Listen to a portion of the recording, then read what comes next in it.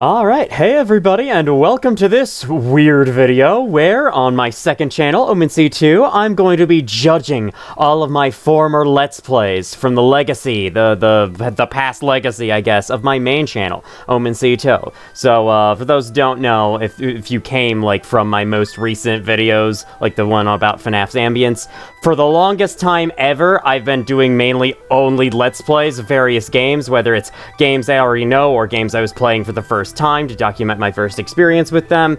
That's mainly what I was doing, and I was having a ton of fun doing that, but of course I know that type of content just doesn't get you anywhere in the YouTube algorithm. You have to actually make something kind of more interesting than that, and so I eventually decided to stop, though I'm still doing it on this channel, of course. I just, you know.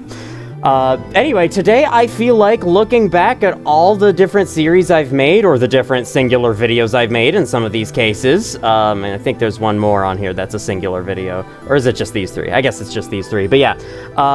This is my collection of playthroughs I deem to be major, the most important. For one, they're all completed. For two, they're all public. You can watch any of these whenever you want. And, you know, none of them are... I have excluded some other, like, public playthrough videos. Like, there's one I did on a game called Radar, one I did on Indigo Park Chapter 1, and one for a Minecraft custom map called The Heist. Those aren't being included here because I was too lazy, but pretty much everything else is. There's also a couple, like, one-off challenge videos I did in the past, like Minecraft hardcore runs. Those aren't being included here. Basically, anything that's either a substantial single video or a series that's public, completed, and is not live-streamed either, because I don't consider my live streams to be that great, I'm going to be ranking on this here tier list. And I'm also not including the two recent co-op Let's Plays, the Forest and Terraria. Those aren't going to be on here either. My old Terraria playthrough will be, though, so there's definitely going to be some Terraria, at least. Alright, so, yeah, I'm gonna be ranking these based on my own opinions on how fun I think they are to watch when I look back at my own stuff that I've made. Like, how much fun do I have watching, like, my old videos, for example? The answer is not very much. I avoid watching them, but there's still some good content in there. And I'll also be judging them for a variety of things like how well I presented the game, how much interesting info I went over that makes my Let's Play kind of stand out from the others. Stand out in quotation marks, because none of these got any more than like 400 views maximum, but, you know, at least something I did slightly differently from all the other people playing through Elden Ring, for example. And yeah. Also, like, kind of how ambitious the series was and how fun it was to record. I'll also be factoring it into the ranking. Basically, it's just gonna be whatever the fuck I want. Let's just get right into it. So I'm gonna skip past all of my uncommentated playthroughs because these are not interesting whatsoever. They're just videos of stuff. You don't care. And we're going to start with what was my very first commentated Let's Play video, and that was this one right here, Sonic 3. I know it comes after Half-Life, but this is a re-upload. I did upload this first. I took the original video down. In fact, I deleted it. I didn't just private it, which I think it was a mistake because this re-upload is a lot worse quality, but whatever. So yeah, let's just get started right away with talking about that. I also have a little music playlist prepared for this, so we're just gonna go right ahead. There we go. Alright, let's get ourselves into the Sonic 3 mood. So, for my very first playthrough video ever, which was a full playthrough of Sonic 3, as I just said, this turned out, I think, better than I ever would have expected.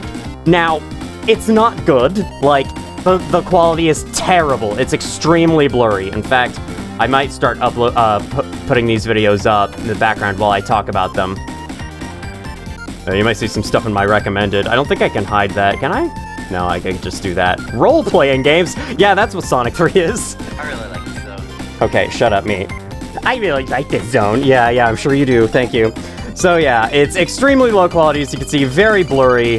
Might even come in blurrier due to YouTube compression and whatnot.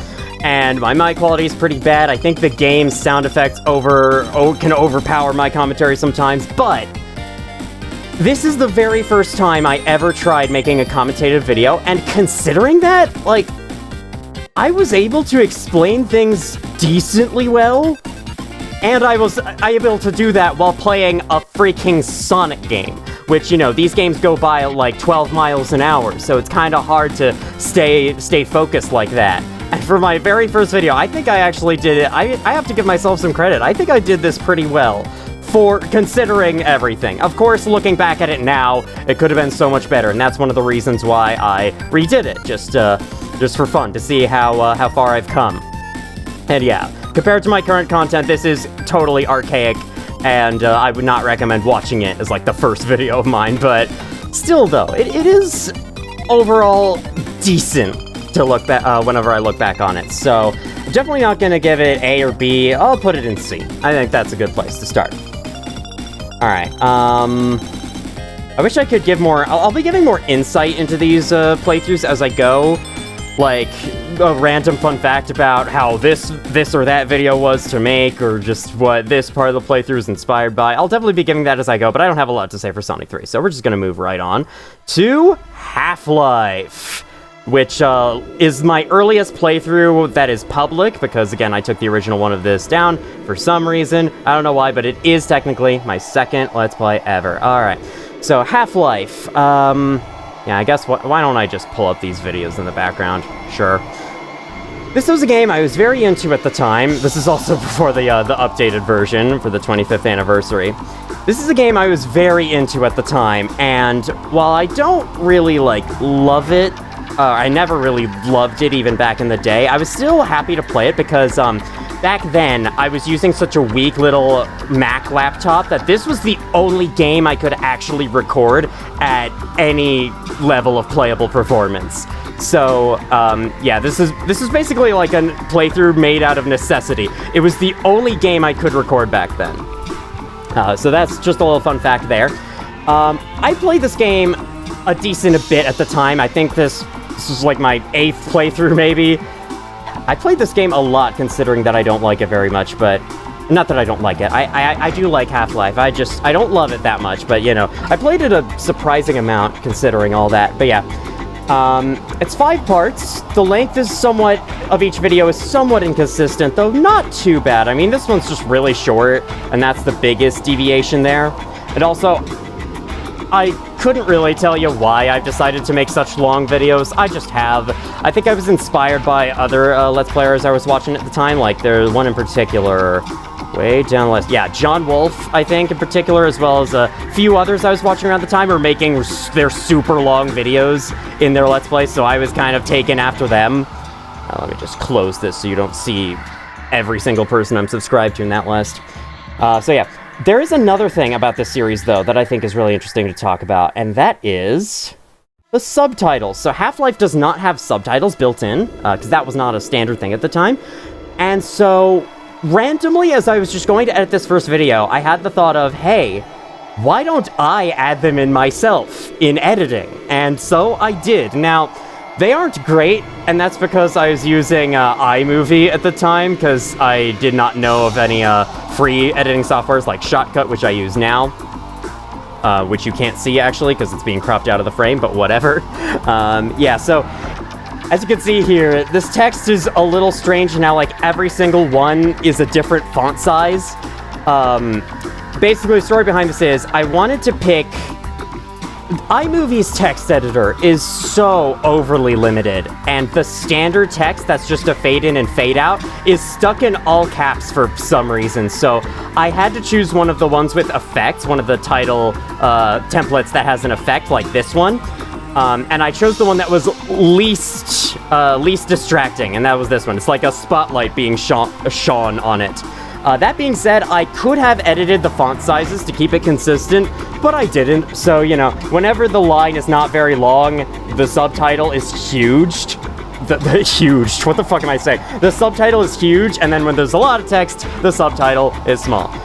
So yeah, that's definitely very strange, but it's all I had at the time. Well, no, I could have made it consistent. I just chose not to, because I don't know. Don't ask.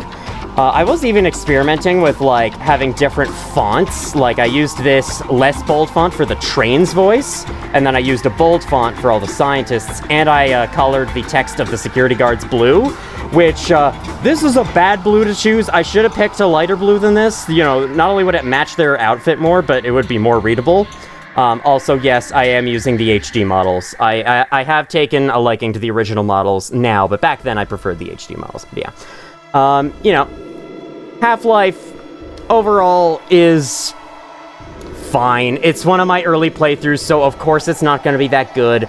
I do think, though, I'm going to put it above Sonic 3, just because, you know, it's a much larger playthrough, and adding in all those subtitles and editing took me a decent while, and it is something I would take further into later games, and, you know, it's something I look back on as being kind of cool, considering I was just starting videos. I think it's kind of cool that I started adding subtitles to the games all the way back then, with the limited tools I had at the time, so, yeah, I'll give it, you know, toward the top of C. My god, I cannot talk today, very sorry. That's fine, though. But yeah, otherwise, of course, just like with Sonic 3, I don't recommend watching this very much. You can if you want, I think these videos are still good, just to look back and see where I started. Like, just as like a bit of a history showcase. I could put these up in a museum when I become famous and show, like, this is where I began, my humble beginnings. But yeah, I do like going back and seeing these old playthroughs again, just to see how little I knew back then. That's the main appeal of it for me, and I have also taken that to other channels as well. Sometimes I'll go to a random channel and look at their old videos just to see how they started out, because it's cool. Everyone starts off bad, and so, like, I know these are definitely not very good videos, but they're still just interesting to look back on, and so there's a certain nice appeal in that, which I've been saying like 14 different times now, so I think we're gonna stop there, and we're gonna move on to Half-Life 2. Now, Half-Life 2 is a very interesting playthrough. B tier is gonna be the default for everything I bring in, by the way. Half-Life 2 is probably the most inconsistent playthrough in terms of quality, and that's because in my first two videos... Hello again. Oh, hey, it actually started at a full volume. You know, I didn't mean to do that. I wanted to open the link in a new tab. 1 second. Oh, no. No. Yeah, if I make a mistake like this, I'm not editing it out, so sorry about that. Yeah, here we go. Yeah, so you can kind of hear... Right here. Those are cars. Maybe you can kind of hear. Sorry, I was clicking that notification up in the corner. Someone gave me a like in my comment section. Wow, cool. Anyway, so I was using...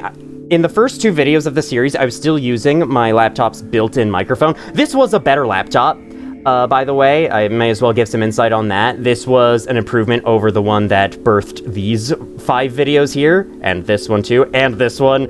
I also didn't include this one on the tier list just because it's one video, it's less than 40 minutes, I don't really care. But yeah, this was a technology upgrade here. This MacBook Pro was a lot more powerful than the other one, but, you know, still wasn't the best thing in the world. I was still uploading 720p because that's the best I could do with what I had. I was actually planning to make the Half-Life 2 playthrough a lot sooner than I did. I was going to get on that right after Half-Life 1, but on the computer I used recording these videos, it ran like crap while being recorded. Even though it usually ran just fine on that computer, as soon as I opened up OBS, all the performance went out the window. It was so unplayable. I'm very glad for that. Now, strangely, I did have a lot of performance issues in this playthrough, but, like, especially throughout Ravenholm for some reason, and at one point in, like, the first level. But yeah, that was about it. Anyway, to get back on topic, I know, my topics are going all over the place, because there's a lot to talk about, or there's a lot for me to talk about with my own channel. Anyway, so yeah, in those first two videos, I was still using my computer's built-in microphone, so you could hear the fan, you could hear every single click of the keyboard as I was pressing the keys. But then in part 3... Hello again. Welcome back to Half-Life 2. I don't know how well you can hear that. It's been a couple days, but I'm now back with a new video. It's just recently been my birthday. Yeah, so... This has recently been my birthday. It's actually about to be my birthday now in 2025, so that's pretty cool. This is the playthrough, or this is the video where I'm using my current microphone for the very first time. basically, I got, as a birthday present, a headset with a microphone attached, and the microphone sounded pretty decent, so I was like, let me use this for videos. That way you won't hear my computer fan and stuff anymore. And that very same microphone is what I am talking into right now. I have been using the same microphone since, when was this video? June 18th, 2020. I've been using the same microphone for 5 years now. No more keyboard clicks or computer fans in the mic, thanks to the new headset. Thanks for the key moments, the poison head crab, the final fight. But yeah, also, as you can see, the resolution or the aspect ratio isn't very good. There's still these black borders, and this persisted for the first, 6 videos. Then I want to say part 7.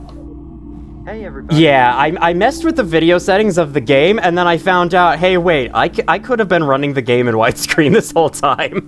And so, parts 7, 8, and 9 look much better. So, yeah. I'm weird in that if something in a playthrough is going to be bad quality, I would rather it be consistently bad. If that makes any sense. Like, a playthrough that starts out with, I forgot to open that in a new tab, whoops. A playthrough that, starts out with a worse microphone that gets better at part 3, and then starts with a bad aspect ratio that gets better at part 7, that just really bothers me for some random reason, so, that's definitely an aspect of this playthrough I don't think is held up. Otherwise, I mean, I was playing through Half-Life 2, that's about it. I wasn't showing a whole lot of the secrets, but, back then, I wasn't really bringing out my inner Chugga Conroy, as pretentious as that sounds. I wasn't too obsessed with being super completionist about every game I played. In fact, I didn't do the special stages in Sonic 3.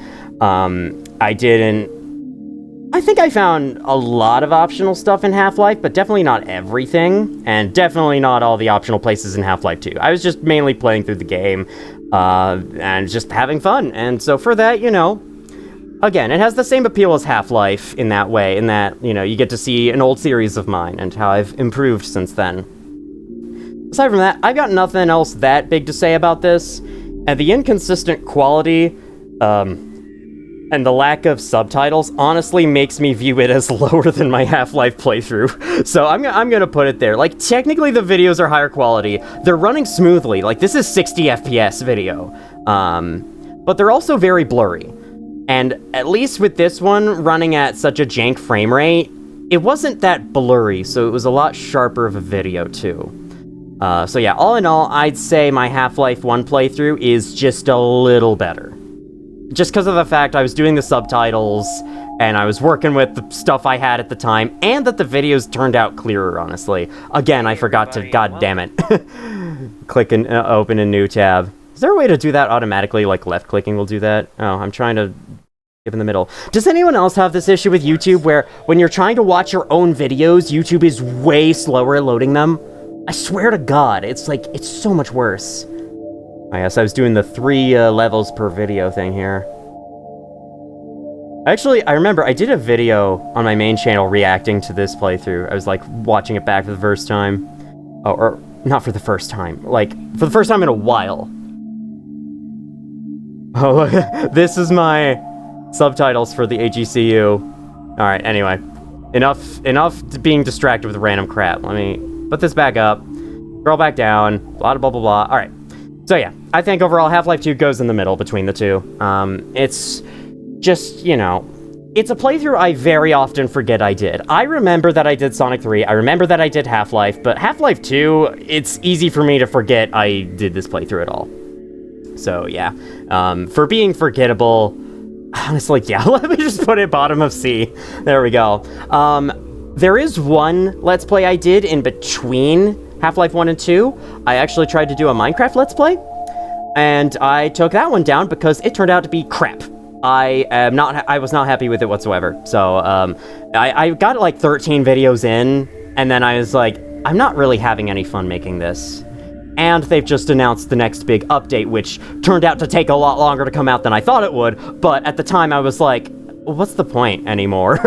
let me just stop making this stupid playthrough, and I'm glad I did. There were videos in that playthrough where I would just walk in a direction and nothing would happen, and I would end the video. The video would be me doing nothing for an hour, and then I'd be like, alright, that's it guys, thanks for watching. God. I'm so glad that that's gone. You should be glad, too, that you can't watch those videos. Alright, anyway.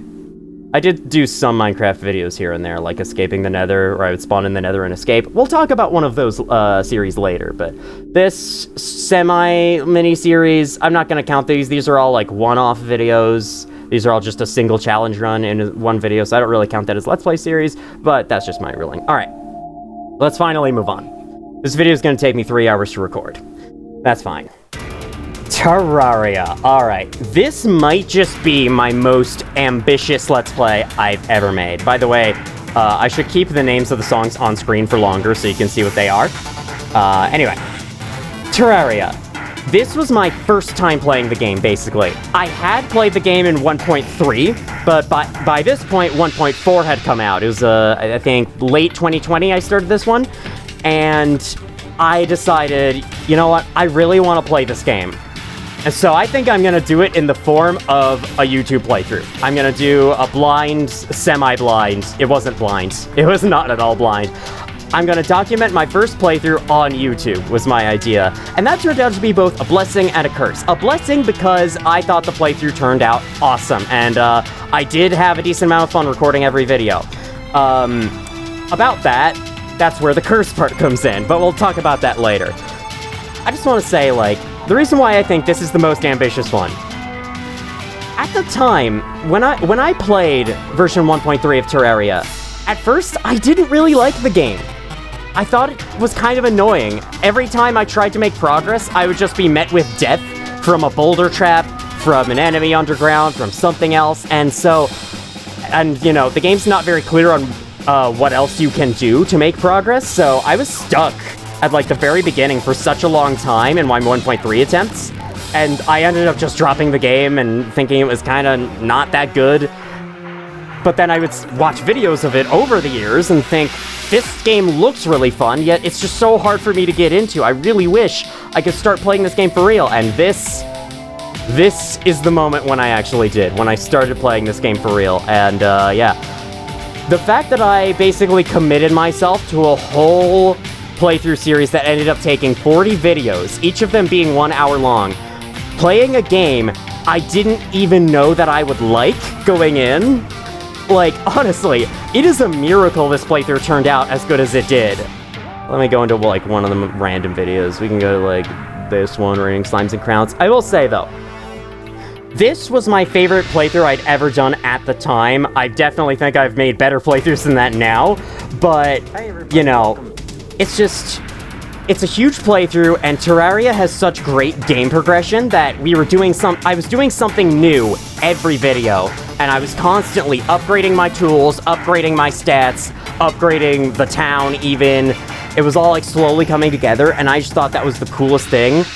Of course, though, looking back, I could definitely see a lot of problems. For one thing, third of all, I went back and I killed the Eater of Worlds a second time. My mic audio quality still wasn't very good because this was still on the old, like, Mac laptop. It was, I guess it wasn't that old, but it was still old compared to the other MacBook Pros at the time. And so yeah, my microphone quality wasn't very good. There was actually a point in the middle, like right here, these videos, you can hear all kinds of popping in the audio, and it turned out that that was iMovie, because, yeah, at this point, I was still using iMovie for my videos, because it worked. It worked fine enough for me, but here's the point where it started actually, like, messing things up and making the videos worse to watch, and this, in the middle of this series, when I transitioned to hard mode, that's when I downloaded Shotcut, and now I still use Shotcut to this very day, and it is great. I've definitely had mostly good experiences with it. It's not a flawless piece of software, but still. Minecraft Hardcore mode, full playthrough. I also didn't include that in my, in my tier list, just because I don't really care.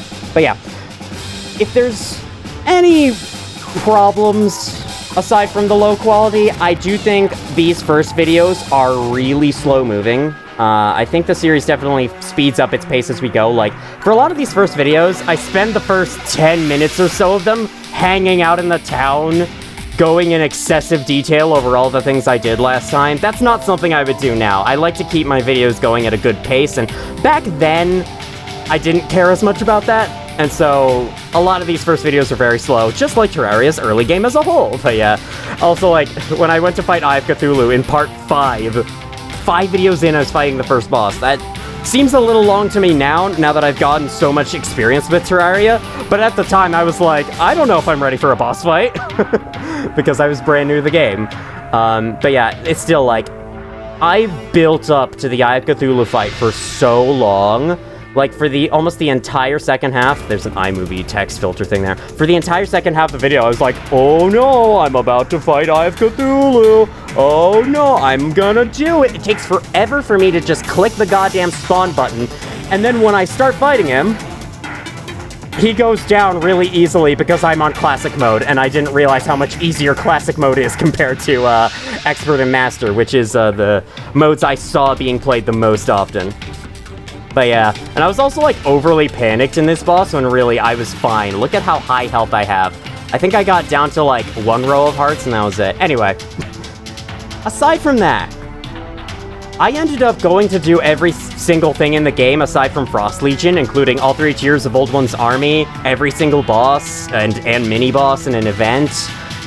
And I am really happy with that. Like, what was going to be just my first time playing Terraria turned into a full playthrough of all of its content, and yeah. It's still, like, I look back on it as being one of the most impressive feats I have accomplished. That being said, it took me forever to finish this playthrough. I think I'm gonna say, let's see. First video 4 years ago, last video still 4 years ago. Okay, but let's look at the dates. So first video, last video.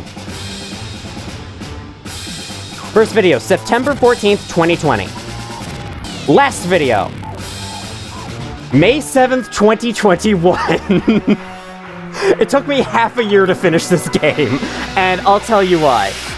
Back at this era of my channel, recording a video was still an abnormality for me. It's not I wasn't as used to doing it as I am now. Now it's like a regular part of my everyday life, but back then, whenever I recorded a video, it was kind of like a big event. And so, I felt like I had to keep, like, I don't know, it's hard to describe, but there were a lot of days when I just did not feel like recording. And I had to really, like, psych myself up to get ready to record anytime I did. And as such, the video started really slowing down around this point. When I entered hard mode, I quickly started doing a schedule system where I would record every Monday, Wednesday, and Friday. Then I would edit all 3 of those videos over the weekend and then post each video the following Monday, Wednesday, and Friday. I definitely did not keep to that schedule 100% perfectly, but that did cause the videos to really speed up around here. And then when I got to these ones, I was like about to record this one next, and that's when I realized that all of the content I still had left in the game could be easily fit in 10 videos. And so from that point, I was ecstatic to get this playthrough done, so I just, like, spammed these ones out. These ones came out really shortly after each other, so yeah. I think I even recorded these last 5, all went up in a single week, so, which is a lot better than I do even today. The main reason I was so excited to get it done is because I was having so much fun with the game. I wanted to play it on my own, but I felt like I was committed to having it be a YouTube playthrough. So, you know, I felt like I was bound to that, and I had to finish the game first. When, you know, I really didn't. It's just that I didn't want to spoil anything for myself in my own time.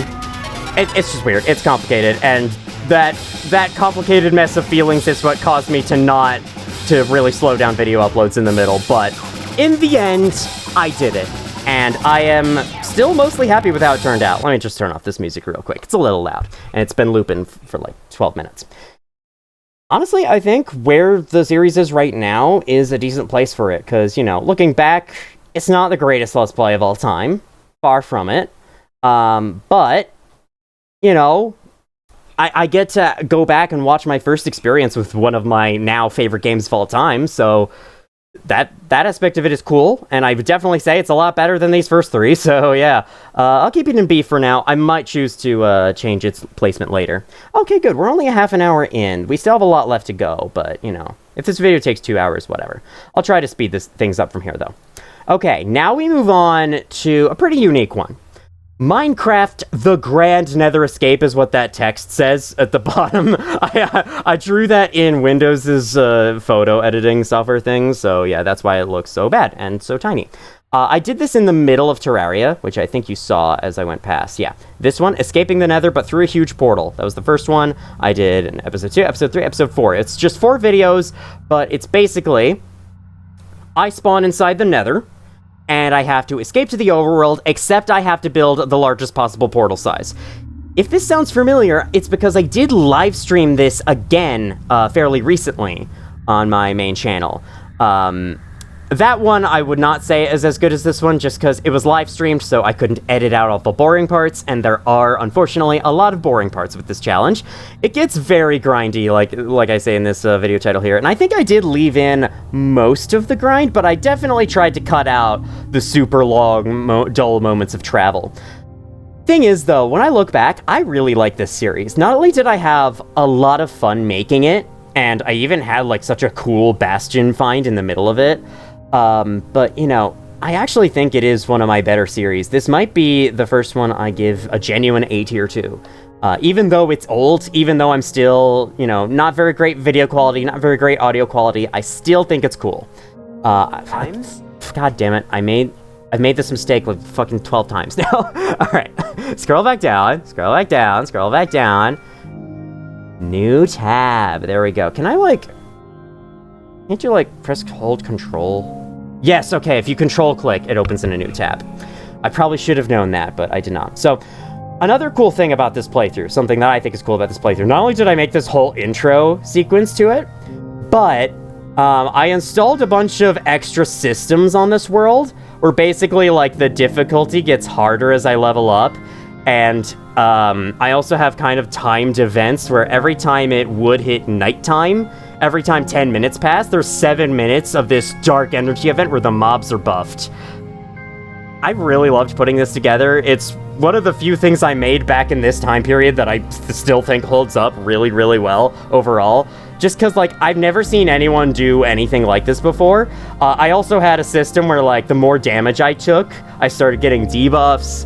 The more hunger I lost, I started getting, or the more food, I guess, I lost, I started getting debuffs as well. Like, I've never seen anyone implement these kinds of mechanics in their Minecraft challenge runs, so I think this is pretty unique, honestly. Of course, this is one of my poorest performing series by far, but pretty much everything performed about this well. Let me be honest. There's some that did better, like, you know, Terraria had 30. The first video has almost 200. I know, crazy numbers, right? But yeah, this one's like 10, 8, 2, 4. It's kind of a shame. I think this is one of my best playthroughs, so... If this video can somehow shed some light on it, I would definitely like that. But yeah, I think I'm gonna give it an A. I really enjoyed making this. That said, like, I haven't watched these videos back all the way through, so there might be a lot of slow moments, but that's kind of to be expected, and I did want to keep a lot, at least some of the grinding in, just to show what the experience of the challenge is like. Because, you know, that's something I, want to emphasize with some of my playthrough videos, is I want to show the experience of what I'm playing. I don't necessarily want to cut it all out. So yeah.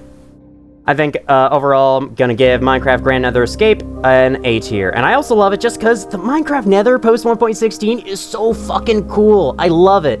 In fact, like, main reason why I wanted to do these challenges so many times is because I loved them so much. The Nether is so fleshed out, really, and these challenges are made super fun as a result. They're not perfect, of course. Like I said, they are really grindy, but still, I'm glad I did them at all. Oh look, an April Fool's video. This is the only April Fool's video I made. I've been meaning to make more, but I never have. Okay, that's enough with that, though. Now, between this point and my next series, a lot happens. For one, I acquire my current gaming PC, and it's actually a gaming PC that can run games at really high quality and record them at really high quality. Firstly, I make a playthrough of Black Mesa. We will be talking about a Black Mesa playthrough later, but, well, Yeah, we'll be talking about that later. It comes much later down the list right here. The reason is I made 3 different Black Mesa playthroughs. I'll explain when we get there. But yeah, this is the point where I made my first one. I also made some Dead by Daylight videos that I eventually privated because I decided they're kind of weird. If I were to make Dead by Daylight videos now, and I was kind of thinking of it, I would just make them like, standard videos of some matches without much else going on. It doesn't sound very exciting, but like, I was trying to do a weird showcase thing in the Dead by Daylight videos. I have this one, like, little clip. This is me recording my screen with my phone camera, showing, oh, hey, look, weird. I'm at rank 16, but the game says I'm at rank 17 over here, but it's rank 16 here because Dead by Daylight's a flawless masterpiece. Anyway, but so yeah, there was a bunch of Dead by Daylight videos here. I think I made like 6, but I eventually decided to take them down. So instead, we skip right past both of those and move on to my blind playthrough of Amnesia: The Dark Descent. Let me start playing the next song. There we go. This is one of the ambient tracks from the game. It doesn't have a name because I just stole it from the game files. Alright, so this is my first truly blind playthrough of a game, where I went in knowing pretty much nothing. I made only a couple of these from this point, like Hollow Knight and something else we'll get to later.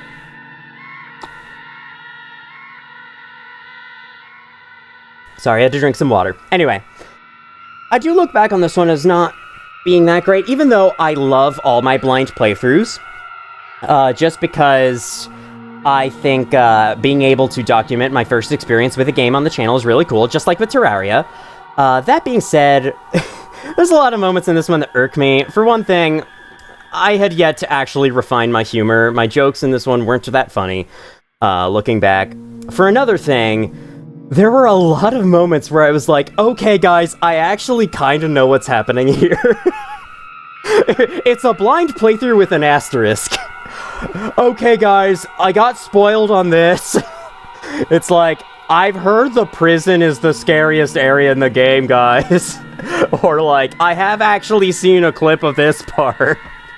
There was so much of that, and at the beginning of the final video, I went on this super long explanation of how I spoiled a jump scare in the game for myself, when I could have just shut up and showed the jump scare and then clarified I knew it was coming afterwards. That bugs me, and in fact, I am considering going into YouTube Studio and cutting that part out, just to make that finale easier to watch, because I think otherwise this is a decent playthrough, because, like, I was trying to figure out the puzzles blind, and that enough is pretty fun.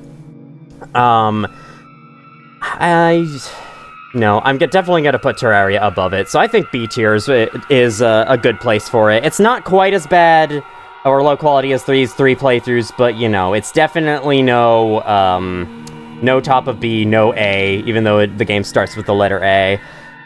I am very glad that I did this playthrough, though, because this was my introduction to what is now one of my top favorite horror games of all time. Amnesia: The Dark Descent is such a great game, and I'm very glad I could experience it for the first time in this format. I also did a no-commentary playthrough of it because I felt like it.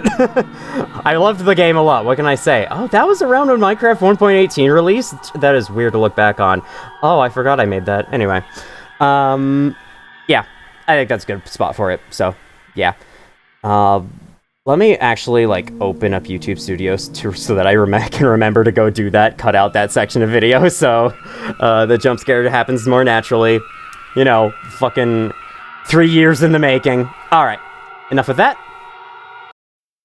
This is not from the next game we're about to talk about. This is from Bloodborne, but it's close enough. Okay, so we're gonna skip ahead to where you can actually hear this song, because it's really cool. Anyway, my next playthrough, Resident Evil 7. This is not blind. This is a game I had played before, or seen played before, and then had actually played myself before. Blah, blah, blah, blah. Anyway. This was actually the start of kind of a 2-part Let's Play series, so I guess I'll rank these both at the same time. Why not?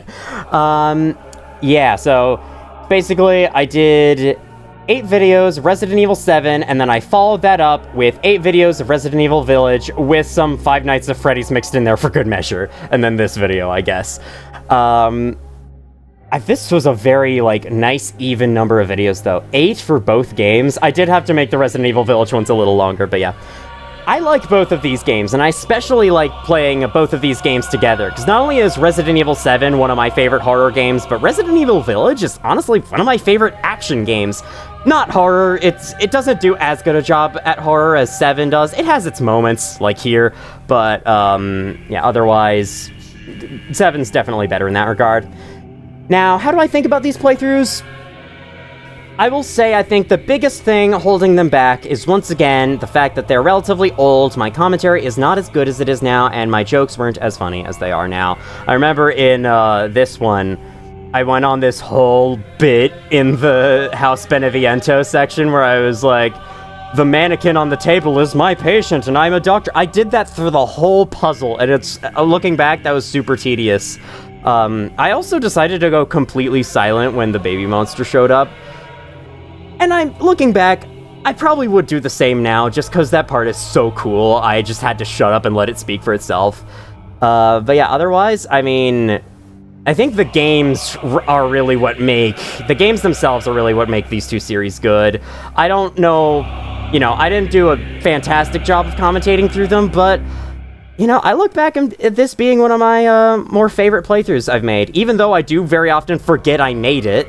So it is somewhat forgettable of a series. I still think they turned out pretty good overall. I'm going to put them above both of these games, and I think I'm going to put Village above 7 slightly, just because Village is a bit more of a polished game, and because it's mainly the games that make these playthroughs good, then this one is just slightly better. I love Resident Evil 7, though, but it has some moments that I think aren't as polished as they could have been.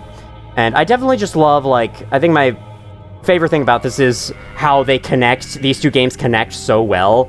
This is basically like the unbroken story of Ethan Winters, the main protagonist of both of these games. In fact, if I go to my playlists, scroll down into them, should be able to see somewhere here. Oh, you can see some of my unlisted playthroughs right here. These are my old Dead by Daylight videos. This is what went between, yeah, all this stuff right here. Playing very badly as the newly buffed Trapper.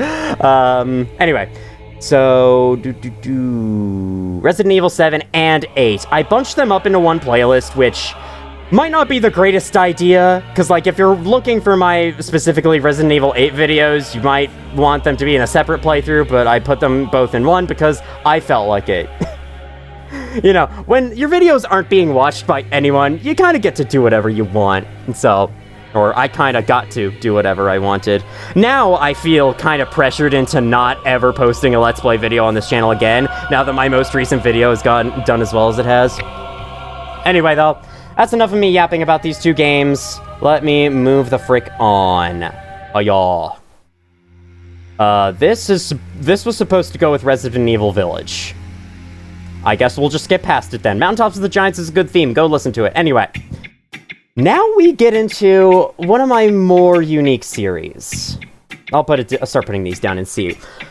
This is the only Dead by Daylight series of mine that is still public. A Survivor's Journey to Rank 1. I think this is a pretty special series on my channel, mainly because this is easily the most edited Let's Play series I ever did. Where I was very heavily inspired by Dead by Daylight content creators, where, you know, you have all the fast jump cuts of Survivor gameplay. It's very much inspired by that, and instead of showcasing a cool build or going for a particular unique challenge, I was just trying to hit rank 1 as Survivor, because I'm still very new to this game, or I was still new to this game. I don't play this game very much anymore. In fact, if I show real quick, it's not in here, is it? Yeah, I have it uninstalled because it's just taking up space on my system. I want that space for videos instead, so yeah, I uninstalled it because I have not touched it in for freaking ever. That said, though, like, when I watch these videos back,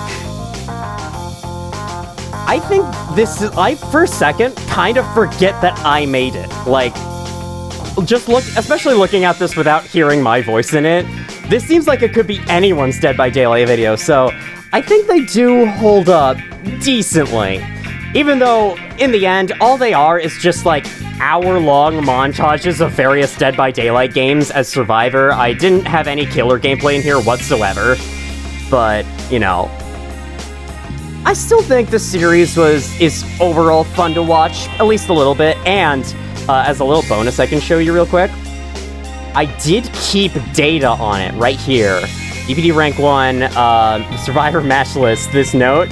I actually, like, noted down in every single match I played as I was editing what map I was on, what killer I was going against, did I escape or die, did I pip, safety pip, D-pip, or double pip or whatever, as well as various other facts about the game, like, were all generators finished, did the killer have no ed, because that was a very common thing I was running into back then, was I hooked first, did I die first, was the killer AFK, did the survivor or the killer disconnect from the game, and, you know, I did it for every single game. There were 151 matches. Wow, yeah. And you can definitely see, like, at first, 4 games per recording session. Each of these titles is a recording session. 4 games, 6 games, similar amount of games. And then towards the end, I was playing lots of games per session. And this leads me into my second thing to say regarding this series. And that is that this series was fun at first, but as time went on, hold on, let me just close that. As time went on, it definitely got a lot less fun to record. In fact, in the last videos, which I uploaded during my Hollow Knight Blind playthrough, it would seem, I made this public for some reason? Okay, whatever. I also made this little thing public where I got all achievements in Terraria, very cool. Alright, yeah, right here. This fucking video was hell to record, and also hell to edit because it's the longest one by far, so there were so many matches to cut through. I remember so many matches I just put in like 4 clips from, and then I called that good. I held up 3 fingers in real life as I said 4 there, very weird. Anyway, yeah, this series definitely showed me why people get mad playing Dead by Daylight. It's because they play the game for far too long. Like, I was playing this game for 5 hours straight in some of the later sessions, and for me, that's a really long time to spend playing a game. I usually never go on longer than, like, 3 at most. But yeah, 5 hours, that was a lot. It was getting really tiresome, I was getting really frustrated, and I was on a time crunch too, because I was only ranking up once per recording session, which meant that it took me, like, 20-something recording sessions to record the whole series, and, you know, by the end, the game was about to hit rank reset, which would have taken me all the way back to the beginning, and I would have lost all that progress, so I had to get to rank 1 within the next few days, or else I would lose all that progress, and so, like, those combined things made this series super frustrating in the latter half. So I definitely don't look back on it as being a great experience. I thought of doing another one for Killer, but I eventually decided not to, not just because I started to fall out of love with Dead by Daylight a little bit, but, you know, I am still interested in the game. I am considering going back at some point. It's not like I hate Dead by Daylight. I'm not one of those people, oh, trash game, terrible 0 out of 10, like, I'm not one of those people. I actually really like the game, but, you know, recording this gave me a bad experience, so, I was very hesitant to do a Killer playthrough. With that being said, I think I'm gonna give this, like, middle B tier. I do think, like, my super flashy edits are a little pretentious of me, just because, like, these aren't that crazy videos. I'm just hitting rank 1, which, even though it took me a lot of effort to do, that's something so many other DVD players do without even thinking. So, you know, it definitely wouldn't stand out, and the videos themselves also just took forever to make in general, and so the bad experience is also causing me to put it down a little bit, but, you know, overall, it's alright. I'm glad I made it just so I could try out, like, a more highly edited video style, but, you know, I don't know if I'd recommend watching this or anything. It's just there. It's an option. If you want to see the only Dead by Daylight content I have posted, or I have public at the moment, then you may do that. Also, one little weird thing is I had such an obsession with Fong Min while playing. I always played as Fong Min in the game, and, you know, a little strange. She was just my favorite survivor to play as at the time. If I went back in, I'd probably play as other people, but yeah, I only ever played as Fong throughout that whole playthrough. Anyway, now we move on to Hollow Knight Blind. This might be my favorite blind playthrough that I made, which means I'll probably end up ranking at the highest of all the blind playthroughs. All, like, 4 of them. I didn't make that many, but still.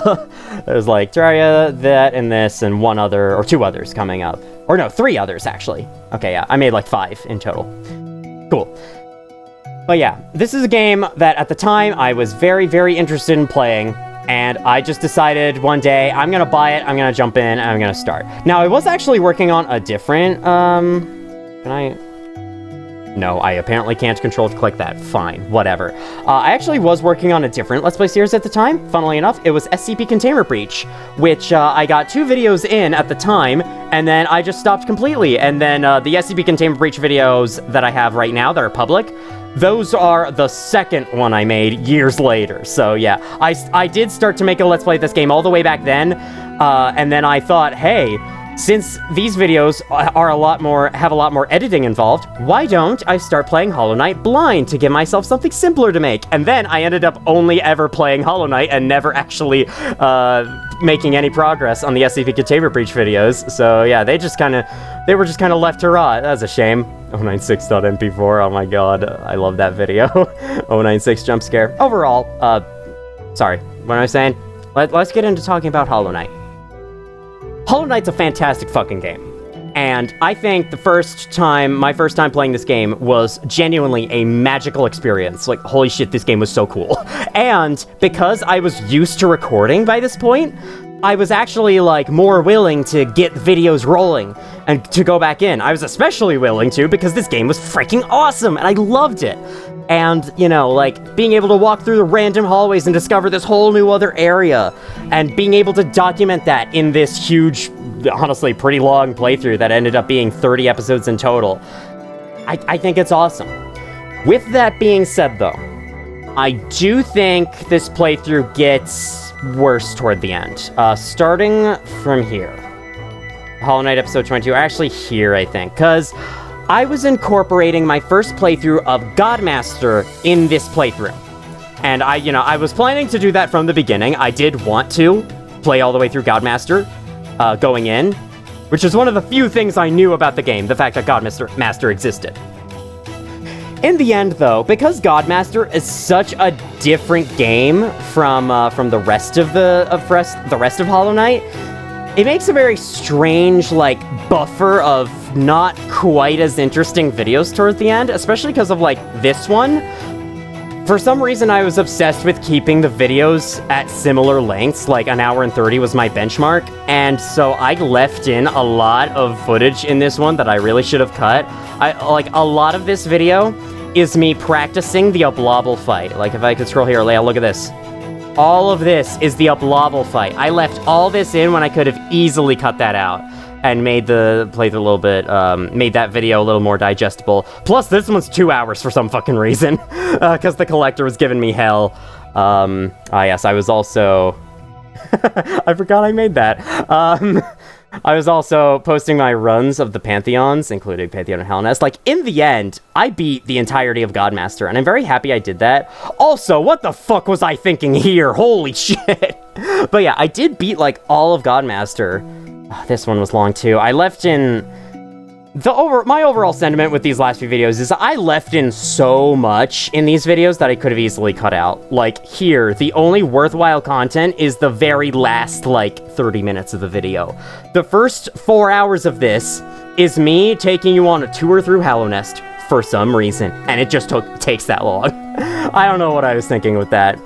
I think that all this beginning part is really good, but when I enter Godmaster, the playthrough gets a little repetitive, a little boring, and yeah, this was actually one of the reasons why I wanted to redo it all these years later. Not just that, but also because I learned other stuff about the game, but we'll get to that when we get to that. As for ranking, I'm gonna give it...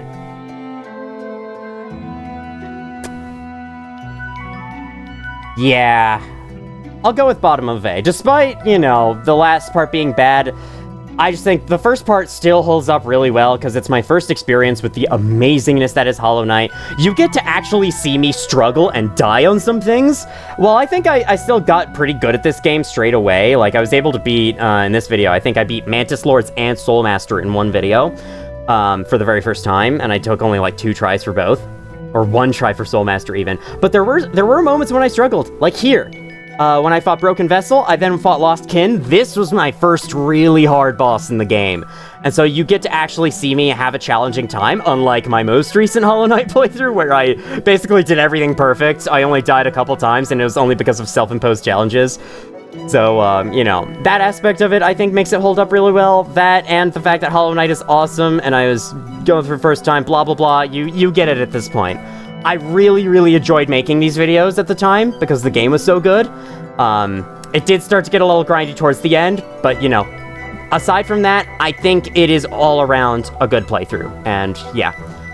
If you'd like to see me play through Hollow Knight for the very first time, you may go on ahead. Or if you'd like to see me actually give a decent walkthrough of Hollow Knight, a decent one, then you may watch the most recent playthrough. But we'll get to that when we get to that. Okay, so then after that, I think I took a long break because I had my first, and so far, only job. But then, once I was done with that job, aka once I fell sick from COVID and could no longer work, I then got to work on AM2R, which is my returning Let's Play series. Technically my first Nintendo game, even though it's a fan game, but it is still a remake of an official Nintendo game, Metroid 2. I'm gonna take a drink. That's something I should do now. Warn you that I'm taking a drink. You know what? Honestly, I'm actually gonna delete this F. Yeah, we're gonna delete F tier. I added that in just thinking I would probably have something to put there, but so far I have not, and I think all my playthroughs beyond this point, aside from one, are pretty good, so yeah. I don't think anything's gonna go down in, not much of anything's gonna go down in D, let alone F. Alright, anyway, AM2R. This is a pretty short playthrough, only 4 videos. That said, the videos themselves are really long. For some reason, I was still going on with, like, an hour 20 minutes, an hour 10, an hour 30, an hour 30. It wouldn't be until a while after this that I would adopt my current format of 1 hour long videos. I guess this kind of had that. I actually forgot this was first before the other playthrough I was thinking of, but yeah, you know. Overall, though, I mean, this is a Metroidvania, a genre of game I really like. It had... Sorry, hiccup. It has great progression, a really good fast pace that kept the videos moving on. Fantastic music, can I just say. Like, the AM2R soundtrack might just be one of my favorite video game soundtracks, in all honesty. It's also the updated version of AM2R, the fan-made fan... I don't know, it's weird. It's like a fan-made update to a fan game. It's a little strange, but yeah. It's the one that gives it widescreen support. It's the one that adds in, that redoes some of the sprites. It's the one that adds in a lot of these kinds of logs in areas where there used to not be any. It's the one that upgrades the latter half of the game's music to be high quality, as it should have been. And yeah, overall, I just think this was a fun series to make. I mean, of course it was fun to make. All of these were fun to make, but I do think it is still fun to watch, decently enough. The videos themselves are long. That's about the one thing that I think could have been improved, is keeping each video just an hour, and, you know, maybe having 5 videos instead of 4, but that's fine. Otherwise, that's all I really have to say. They're good. Yeah, that's it. This is also when I started putting in chapters in the videos, which I think help a lot. There are some videos I made beyond this point where I'm like, how the hell do I put chapters into this? I'm doing too many things for me to be able to put chapters for every single little thing I do. But here, you know, it was decent. Here I'm in the industrial complex. Here I'm in the breeding grounds where all the Metroids are. Then I'm back out in the main cave, and then I'm going down, and I find this research lab, and then I go to a mining facility. Yeah, it's all very cool. Oh, yeah, I think all around it's just a good playthrough.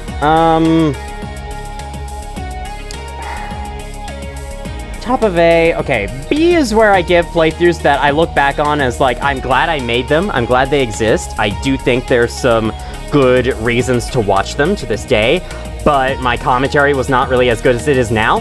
AM2R, I think, is the first playthrough on this list where my commentary did really start getting better, and to the standards it is today. You know, my very high standards for commentary, as you've been hearing throughout this video.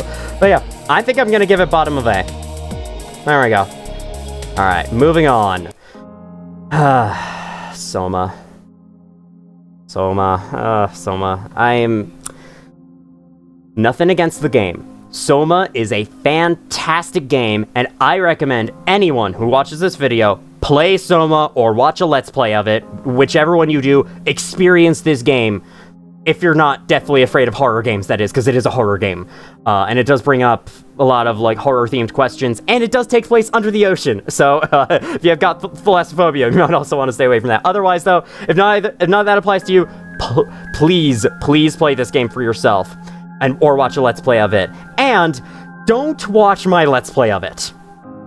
I did not do a good job here. This is the one Let's Play I made. It's 5 videos with super inconsistent lengths. An hour and 18, an hour and 6, 2 hours and 12, 1 hour 38, an hour 55. Oh my god, just fucking split it up more evenly, my dude. I definitely got better at that going forwards. There's also Nun Massacre. This is another one-off video I'm not including. Who cares? And also, honestly, who cares about this? Because who should care about this? 24, 5, 8, yeah, that's about right. I just think my biggest problem in this playthrough, my commentary was awful. And normally it's not this bad, from what I remember anyway. If I watched it back, maybe I'd be like, okay, it's not as bad as I thought, but Soma is a game that asks all kinds of questions about humanity, what makes us human, the future of AI, and things like that. A lot of questions that are somewhat relevant today, in today's climate, though they were being asked by this game that came out back in 2015. It's got a lot of really awesome moments. It's such a great game with such a great story, and one of the best parts of playthroughs of this game, of online Let's Plays of this game, you get to hear the Let's Player insert their own insight into all the questions the game is asking. I, meanwhile, in my Let's Play, had nothing to say. I just could not think of anything to say throughout this whole game. My mind was a blank while playing, and I don't know why. And, man, if I had any interest in it, I would, like, play through this game again and then do some post-commentary over it so that I can, you know, pace out what I'm talking about better, maybe get better wording for what I'm talking about as the game is going. And also give me some better wording for this video, because Jesus Christ. Yeah, this is, you know, I often forget that I made this playthrough, and I think it's for good reason. This is going in D tier. I did not do a great job with this. Like I said before, and I will stress again, please play this game. Please, if you can't play this game, watch a Let's Play of it. Don't watch mine. Watch anyone else's. There's John Wolfe, the BS in particular, the Bowling Otter Show. I think I can show them.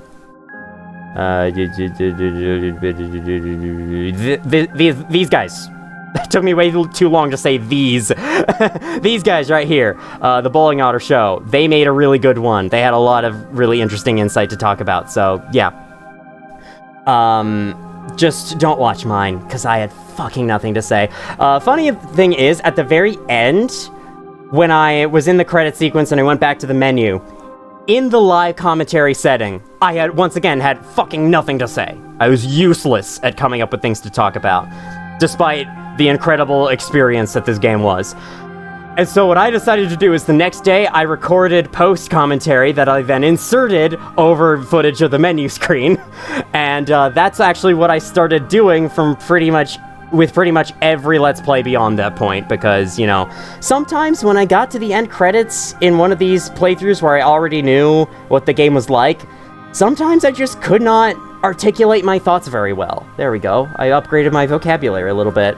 And this playthrough was definitely one of them. And so I decided that I can much more easily articulate thoughts if I give myself room in post-commentary setting to do that. And so that's why I started doing like Dark Souls 3, I did that. I think Five Nights at Freddy's, which we'll talk about next, I did that, so on and so forth.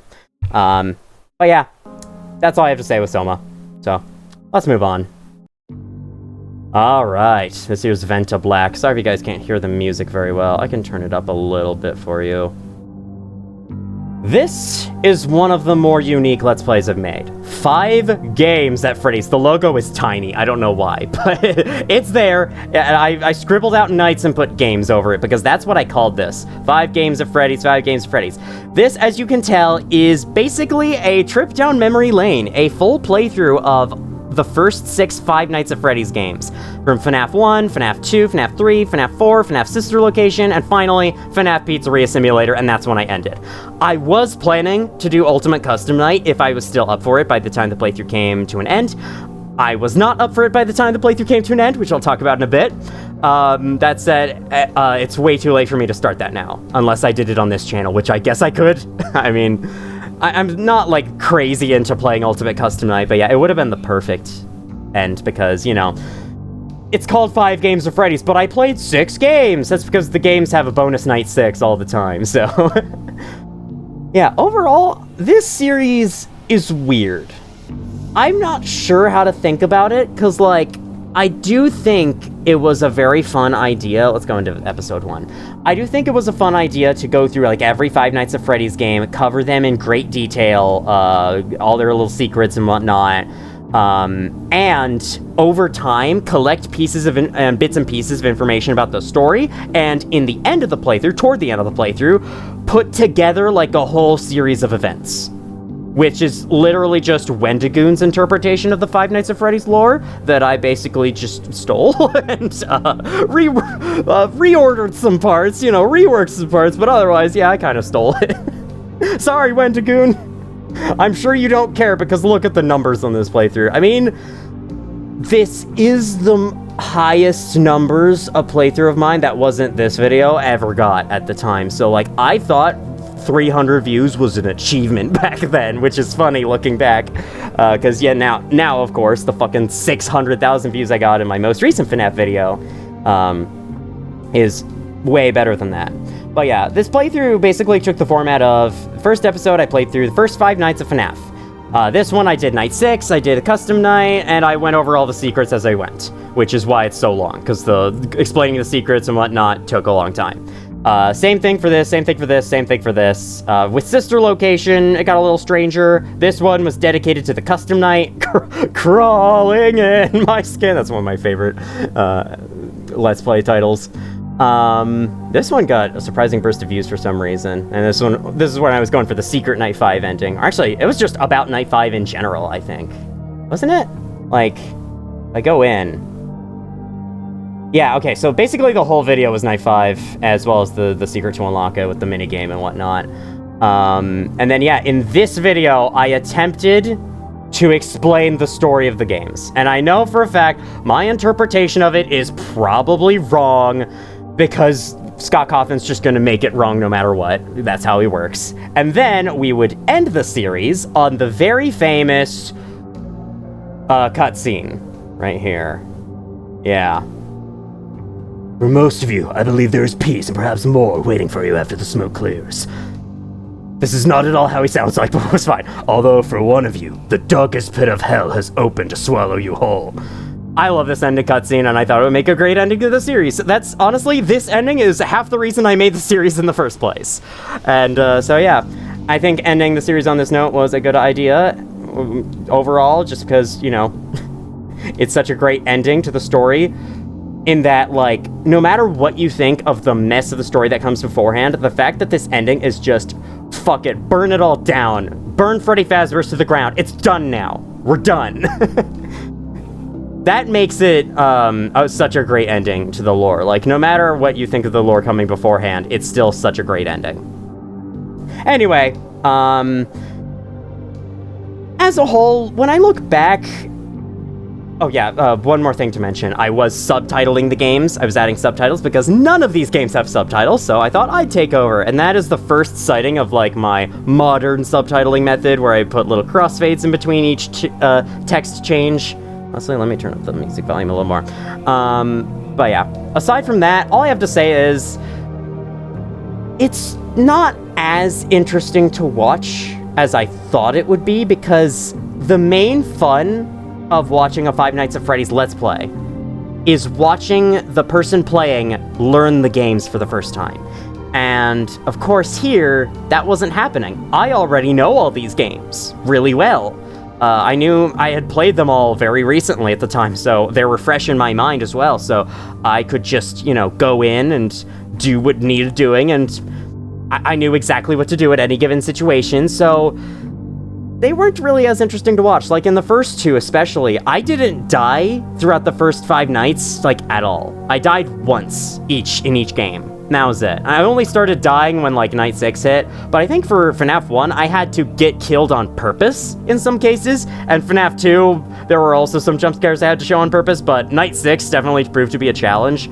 FNAF 3 killed me because it sucks. FNAF 4, I think, killed me once in the first 5 nights, so yeah, it's like, they're probably not as interesting to watch for that reason, because I already know what I'm doing, and so it's just, you're watching me click buttons at that point, but still, I consider this kind of a standout playthrough on my channel. So for that reason, it also got the most numbers, so clearly other people do too, I guess. I guess. For that reason...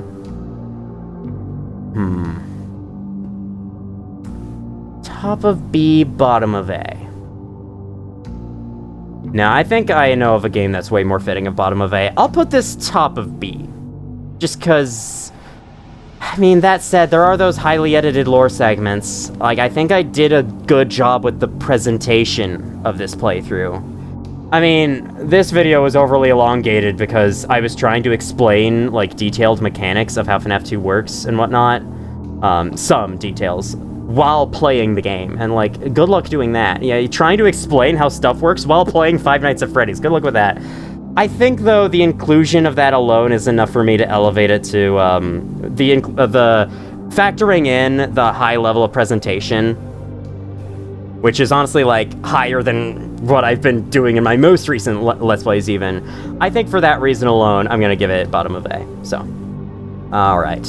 That is all I have to say with 5 Games of Freddy's.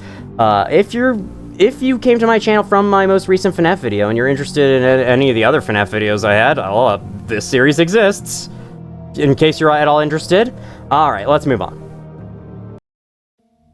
Alright, this music is not from this next game, but this next game really doesn't have much of a soundtrack, so I just had to go with whatever I went with.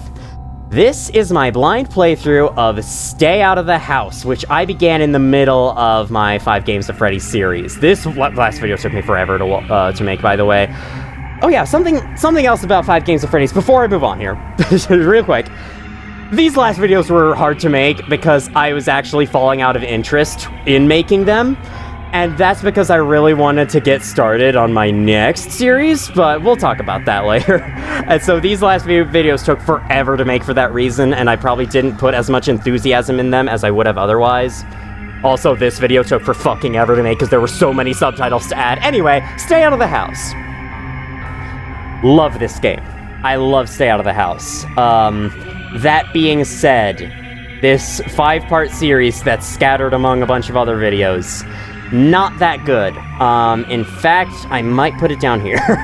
No, actually, I think I'll put it like... No, Amnesia's a little better. I think Amnesia's better paced. My jokes might be better at this point, but the main reason why I don't consider this playthrough that good... There's actually a lot of reasons, but one of them is 99% of this playthrough was me just hiding in corners, hiding under a bed, sitting in one spot, too scared to move on, backtracking through these vents all the time, and not cutting it out for some reason.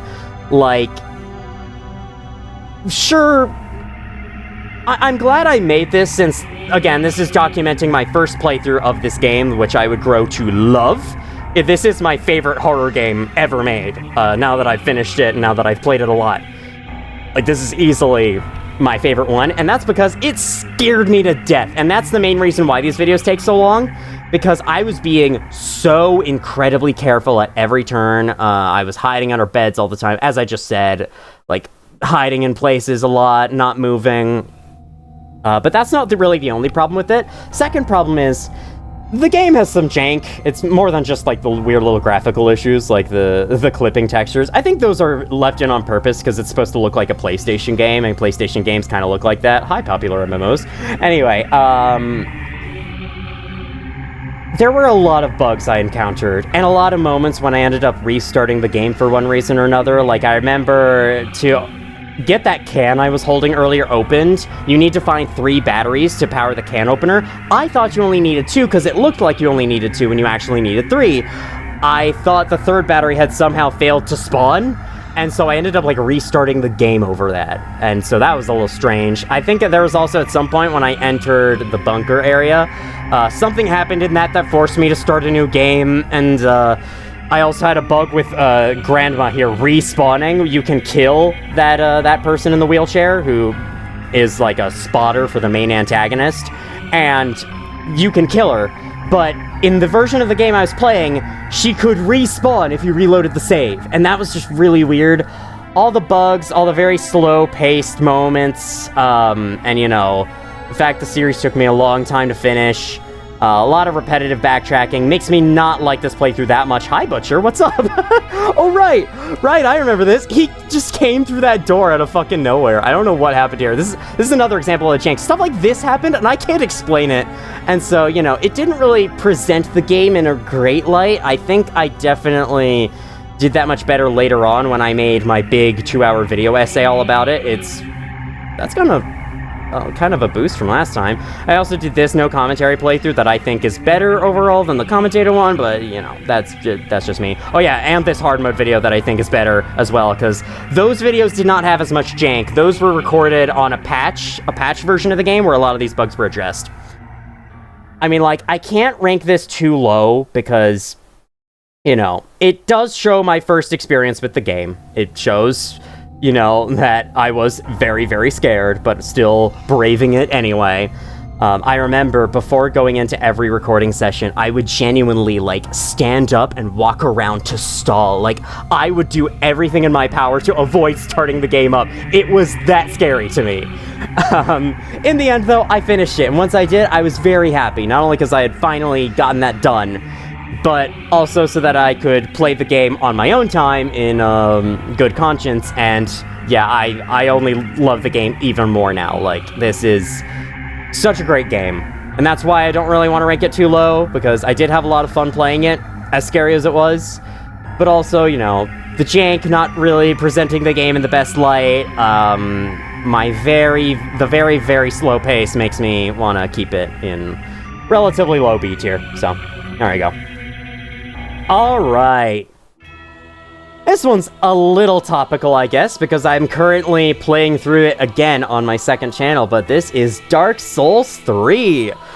This was a game that, like, I played for the first time in 2022, and by the time I was done with it, I really wanted to make a YouTube Let's Play of it, because I find YouTube Let's Plays of Soulsborne games to be really fun, and I wanted to make one of my own, and I was ecstatic to get going. In fact, like, the reason why I fell out of love with FNAF, it's because I had just recently beaten this game, and I was really, really wanting to get started on this playthrough, but I knew that if I did start on Dark Souls 3, I would only work on Dark Souls 3, and I would neglect FNAF, and it would never get finished.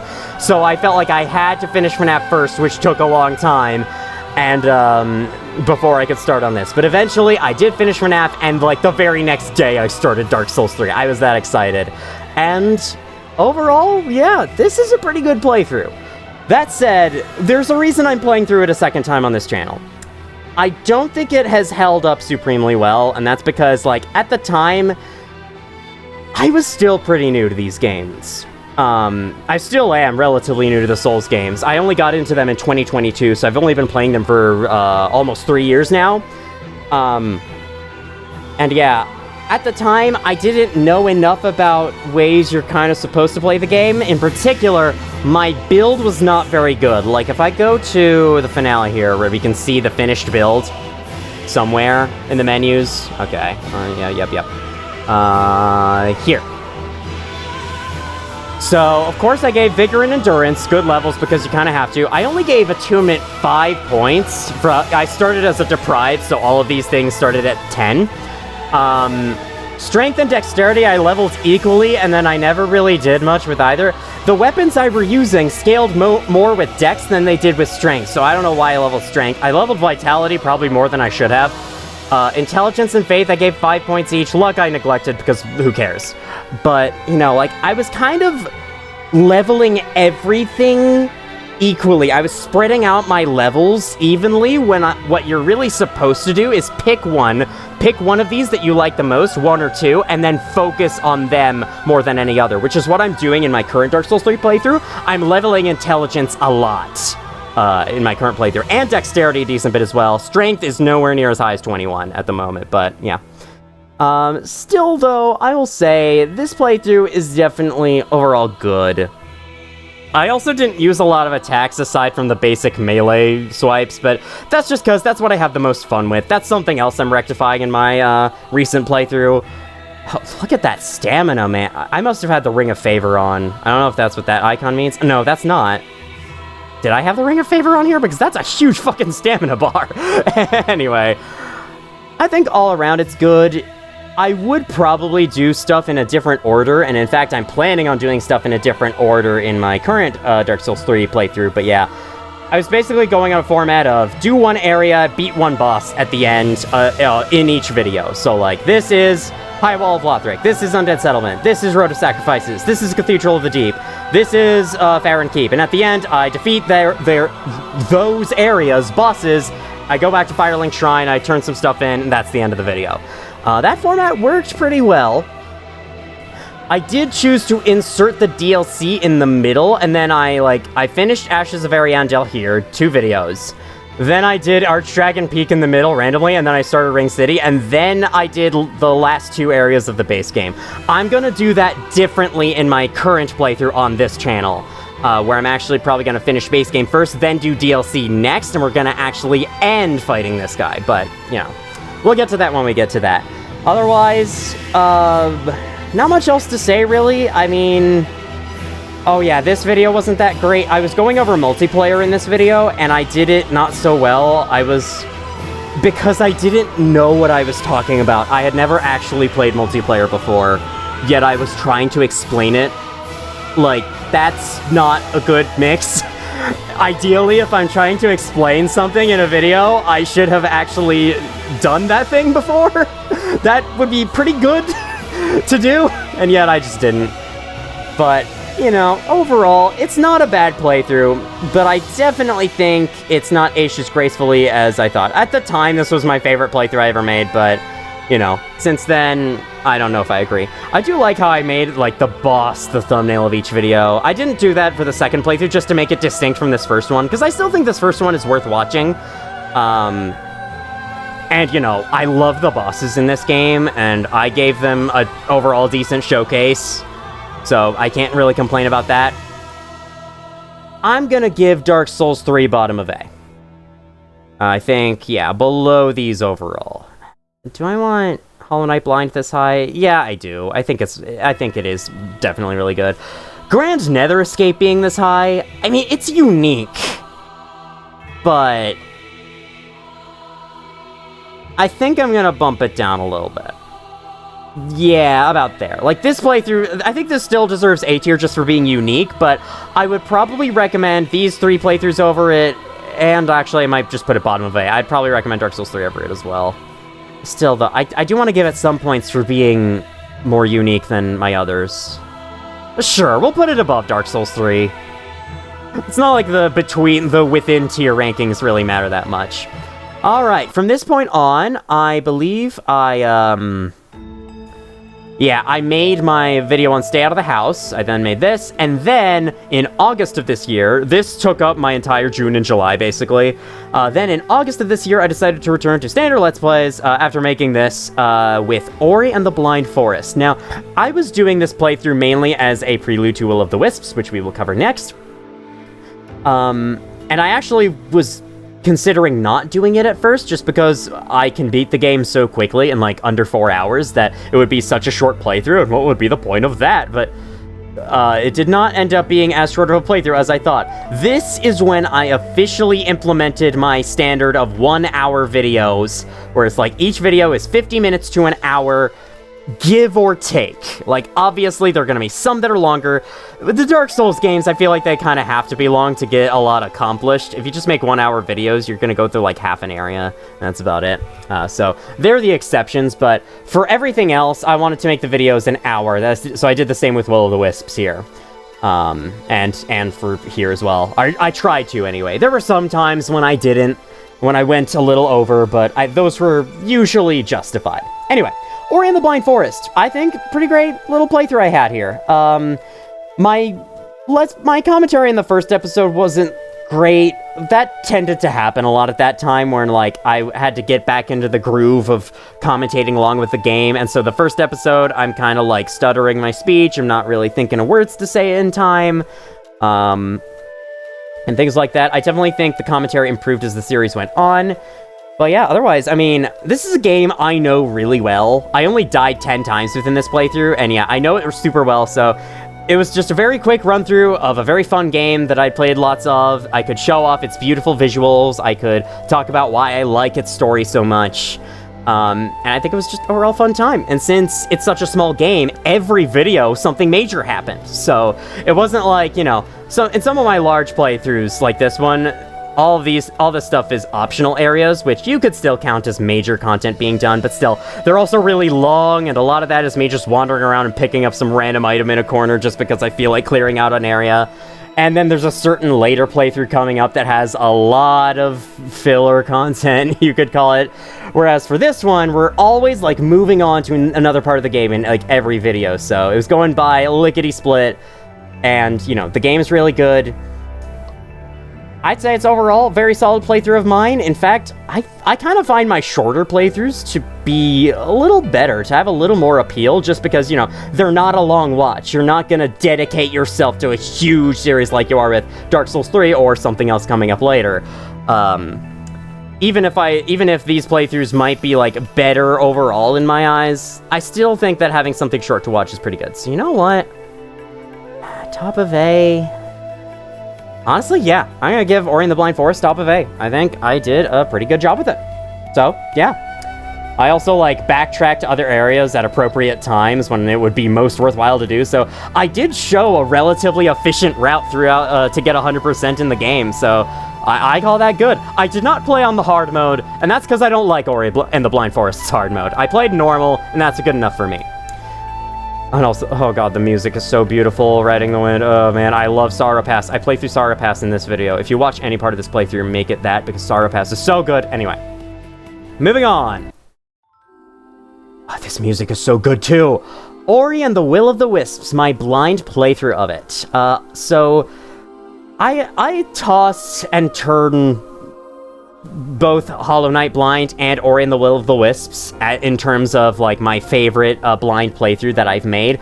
Just because, like, Ori and the Will of the Wisps is paced a lot better. I got 100%, and I did it all relatively easily, or in relatively quick, not as long time. In fact, like, look, hour, 58, hour and 8, hour and 5, 58, 59, an hour, 57, 2 hours, but that's because I had a really long moment of my final thoughts at the very end of that video.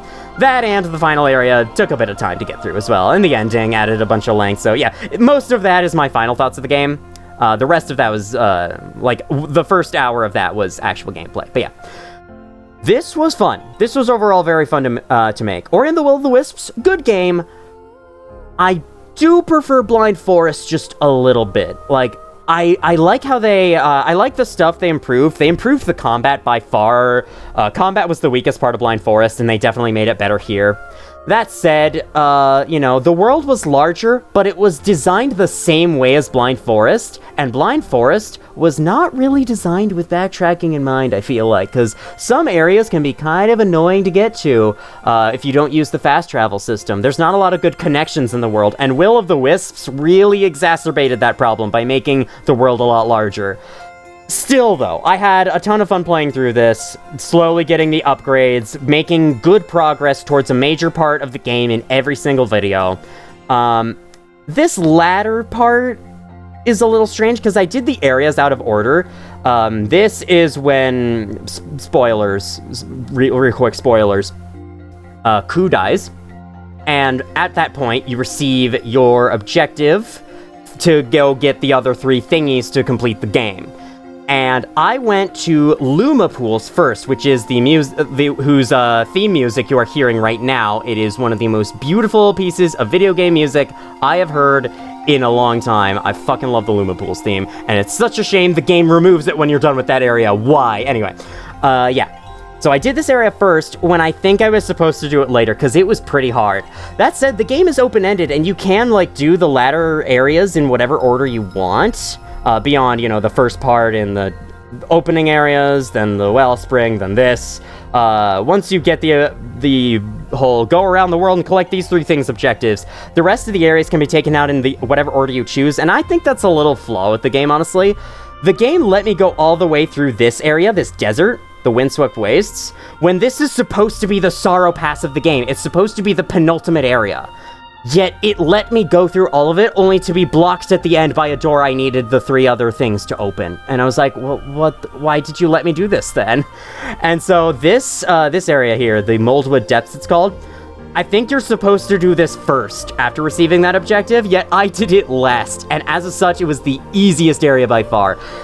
I personally put that on the game more so than my playthrough. The fact I did these areas a little out of order, just because, like, if the game had an intended order to do stuff, it really should have just redesigned the world to account for that, but, you know.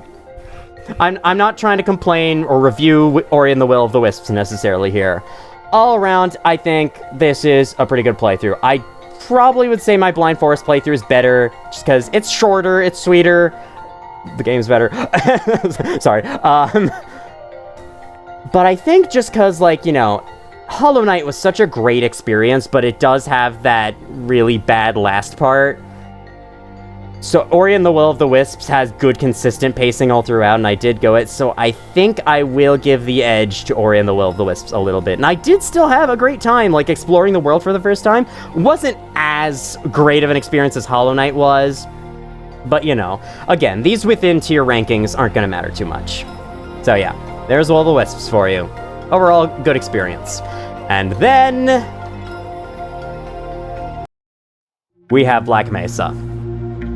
I fucking love Black Mesa, and I love it so much, I made 3 different Let's Plays of it.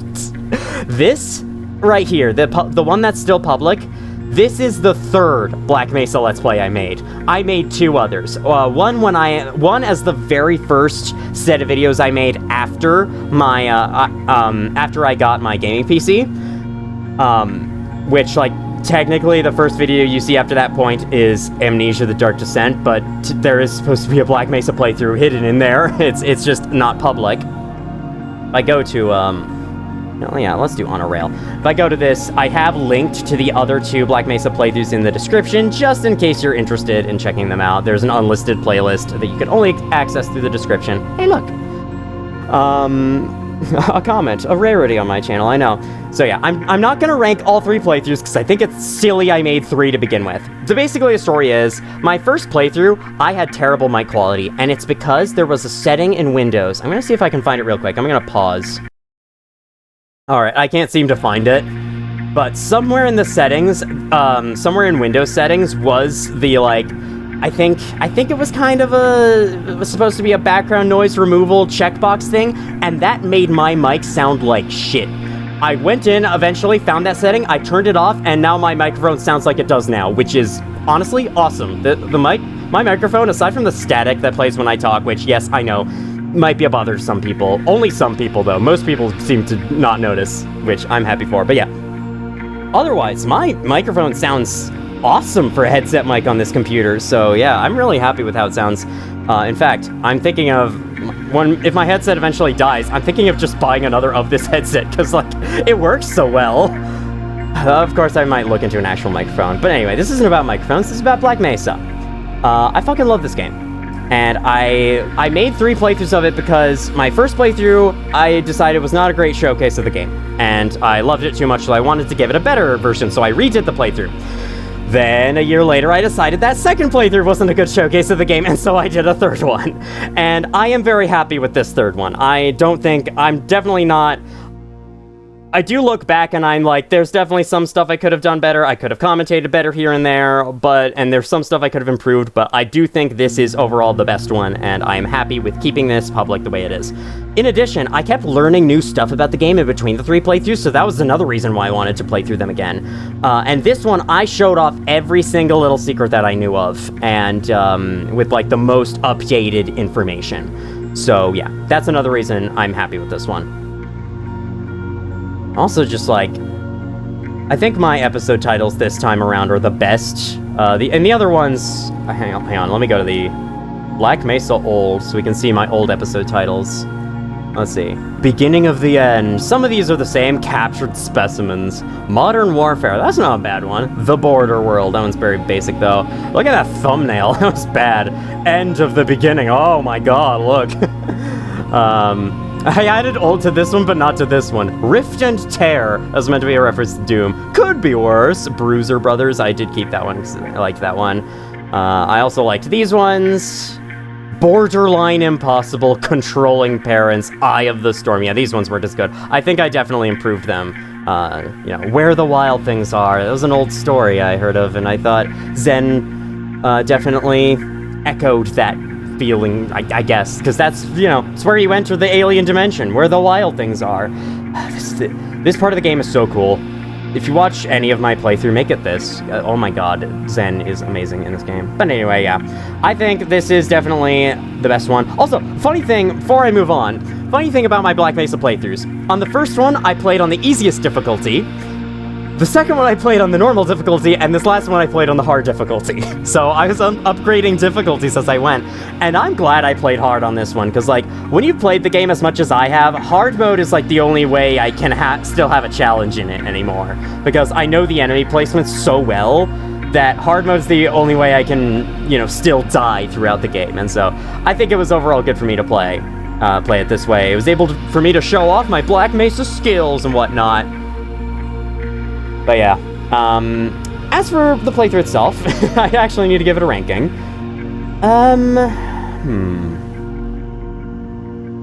The game itself is really good, and I think I show off a lot of good stuff in it. But I think since Dark Souls 3 is a much bigger playthrough, it's a much more challenging game, I'm gonna put Dark Souls 3 over it. I'm gonna give my third Black Mesa playthrough bottom of A. The other two get D, because fuck them. Alright. Moving on. So, this is a weird one, because I started this playthrough around here because I was doing this for Halloween, but I would not continue it for a really long time. That said, I did eventually get back to it, and I did eventually finish it. It is Amnesia: The Bunker, and I have to say, yeah, I really like this one. This one's actually another strong contender for my favorite blind playthrough, because this is blind playthrough. I was doing all this, and for real, this one was blind. I had literally seen nothing about the game. I had only heard of the generator mechanic and the fact there was a monster. That was it. Otherwise, I didn't see any gameplay before I played it myself. I had only heard good things about it, and so yeah, I was jumping in without really having seen anything, and wow, what a time it was. I did eventually, you know, fall out of love for playing it, but when I got back, I remembered just how good it was, and I actually got really into the game again for a while. I started playing it on the hard difficulties and whatnot, because it's a very replayable game, and that's entirely the point. They made this game super replayable on purpose. I definitely think this one holds up way better than my Stay Out of the House playthrough, just because, I'm constantly moving. Look at me, I'm moving, I'm not hiding! And so, I think, honestly, I have Stay Out of the House to thank for making me a lot less scared of horror games in general. So, when I played this one, I was scared, but I was not as scared, because I had played something like this before with Stay Out of the House, and I had actually played enough of Stay Out of the House at this time that I was used to this type of game now, so this wasn't that big a deal for me anymore. And so, yeah, the series was overall well-paced. I think every video is worth watching. You know, I don't know if my commentary was that great, but in the blind playthroughs, I don't think my commentary matters as much, because really, I'm just reacting to things as I go. So, but in that case, like, by default, my commentary is decent, at bare minimum, because, you know, It's not like I'm coming into this with a lot of witty things to say, because I don't know what kinds of witty things I should say, because this game is brand new to me. I'm experiencing it for the first time. Here I am hearing a noise and hiding, even though the beast actually can't patrol yet. That waits until later, but I didn't know that at the time, of course. Yeah, overall, I mean, this game was just a fantastic experience. I think it made for a very short but sweet blind playthrough for my channel. Wow, I'm actually giving a lot of games A tier. Why don't I move... I gotta move some down into B. Not everything can be A, my goodness. I guess I like my own content more than I think. Okay, question is where?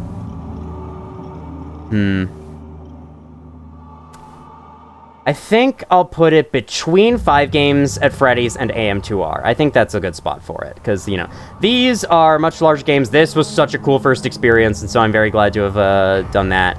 Amnesia the Bunker, sure, goes right there. I might consider moving, like, this to top of B. It's just, you know, B is the type of playthrough I think is good, but, you know, there's a lot of stuff holding it back. And most of that is that they're old videos and I wasn't as good at talking yet, I wasn't as funny yet, yada yada. Or they were lower quality, or they had worse pacing, so on and so forth. Alright, well, with Amnesia the Bunker now officially gone over, we move on to the big boy, the biggest playthrough I have ever made, Elden Ring. Wow, what a beast this is. Like, just look at this. I'm scrolling through this. It takes forever. This is the finale. All the way up here is the start. This is 52 videos of Elden Ring, taking up a decent majority of my channel, though, you know, the more live streams I make, the more that percentage of how much they're taking up goes down. Yeah, the music's pretty quiet. I'm gonna turn it up a little bit so you can hear it better. I mean, I don't know how loud it is. Hopefully my my voice isn't being overpowered by it, but yeah. This is a playthrough I wasn't originally going to do, because, you know, I was like, Elden Ring, I don't really like that game as much as Dark Souls 3. Then I actually, once I finished my Dark Souls 3 playthrough, I started playing Elden Ring a lot more, and then I realized, wait, this is actually really fun. You know, I don't like the bosses in Elden Ring as much. I find them a lot more annoying overall, but everything else about the game, like the progression, world exploration, and all that, was really, really good overall. And so I was actually starting to get more and more excited on the prospect of an Elden Ring Let's Play. And so I started playing it, and over the course of half a year of, like, relative consistency and working it on, working on it, not working it on, I don't know what that means, with an exception right here that I'll show real quick, actually. Let's see, so, yeah, Elden Ring, episode 46. April 15th, 2024, Elden Ring, episode 47. May 26th, 2024, that is over a month later. That's actually not as long a break, but it was pretty long, considering how consistently I was getting these videos out in the meantime. There would never be, like, longer than a week between them. There was also a pretty sizable break here because I was sick in this time, and I have never actually gotten sick since, funnily enough. This is the last time I've gotten sick that I can remember, aside from, like, a minor sore throat that lasted 2 days and then was done. That's interesting to look back on. But yeah, what else do I have to say? Okay, I guess I'll just jump right into this. This is my favorite playthrough I've ever made. I think that just its sheer scope, the fact that I was able to make it and make it be this good, because I watched through the whole thing, and honestly, I don't think there's really a single dull moment in the whole Let's Play. I'm always doing something. I'm always exploring something new. I'm always finding new items. And really, I have Elden Ring to thank for that. Elden Ring, like, having so much unique content everywhere, made it not as boring as it could have been. Then again, you know, the game is basically plays the same from the start to end. You're killing a bunch of enemies and bosses, and you're exploring areas and whatnot. And, you know, there's not that much variety in the gameplay, but I think the game makes up for that, and having such beautiful areas, and for the fact that I got a lot better.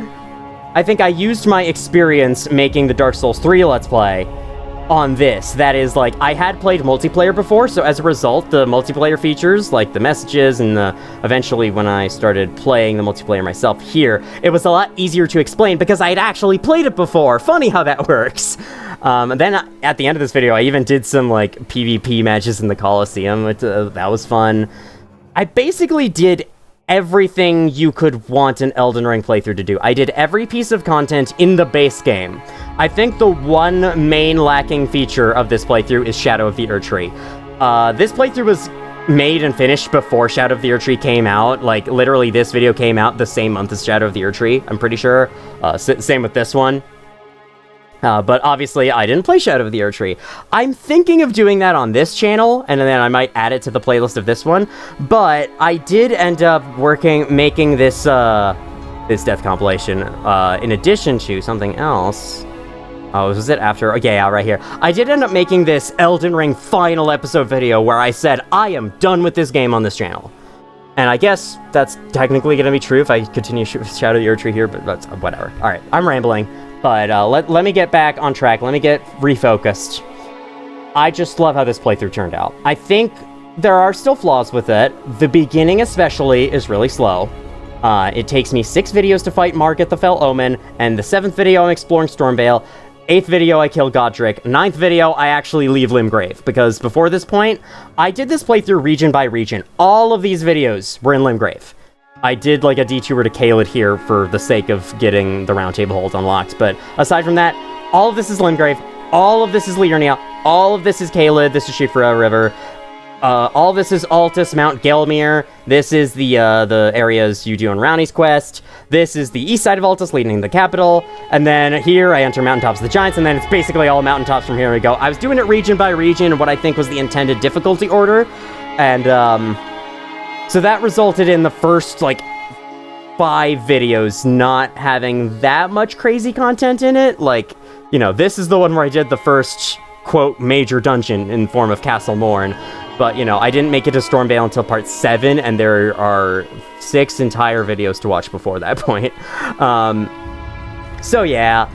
There's also a lot of videos you could consider filler, like this one where I just did a bunch of random stuff. Though I did explore, the village of Albinorix, which is kind of an important area, but, you know, there's a lot of these where I'm just going around the overworld to do stuff.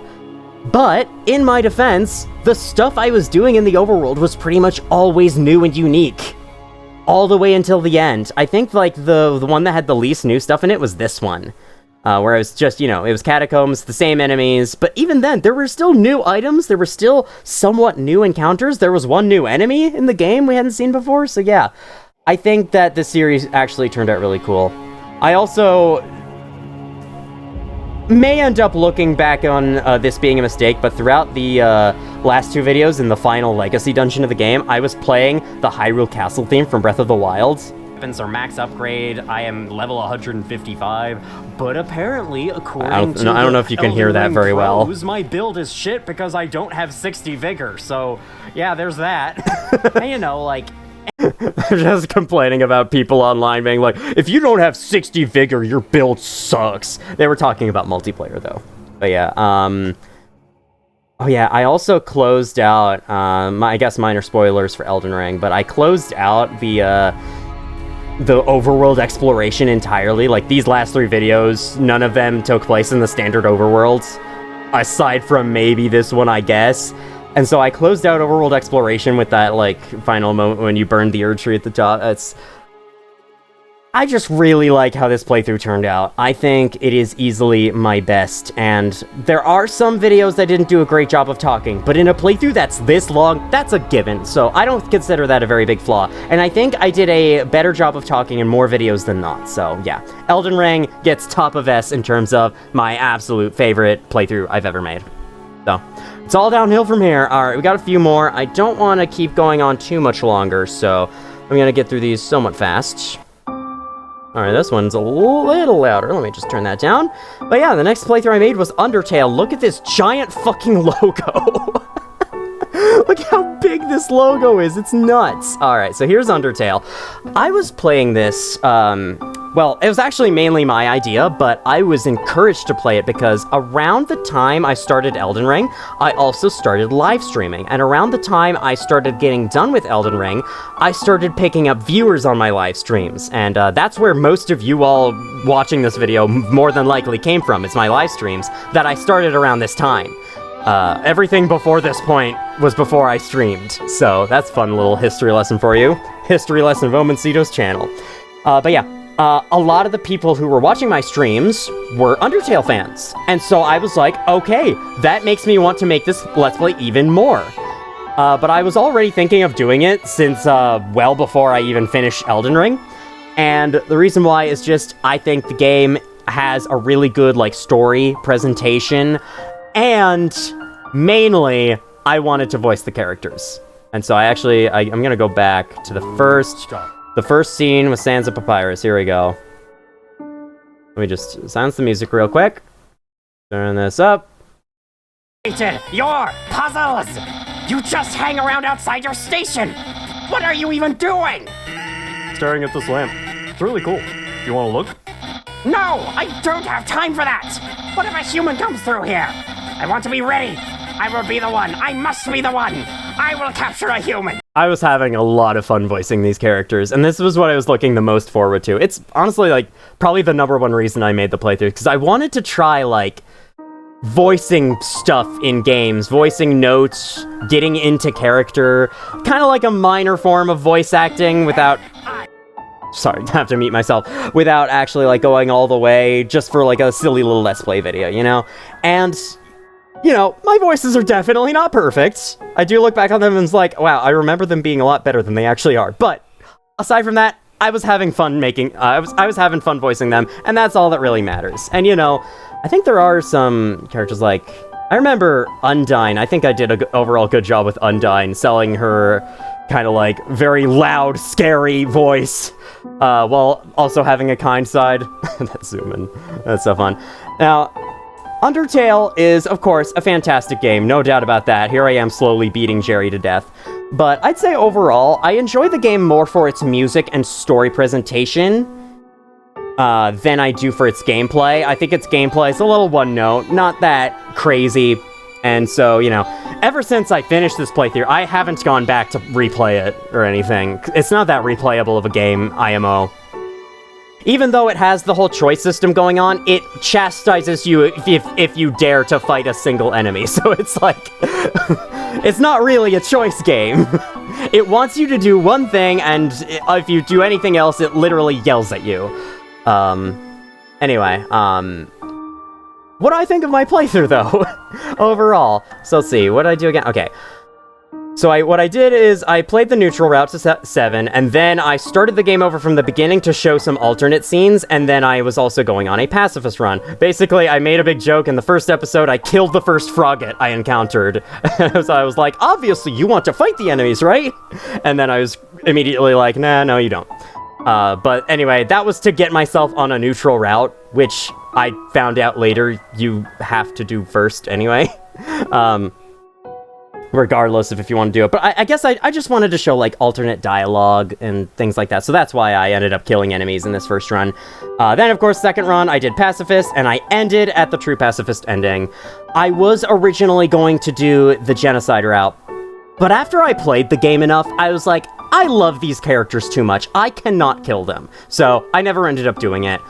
It might happen on this channel sometime, but that's a big might. I'm erring on the side of it never happening, so don't, like, look forward to it or anything. Don't look forward to me committing a genocide in a video game. Alright. Anyway, though, I think overall it's pretty good, though... I don't know. It's like...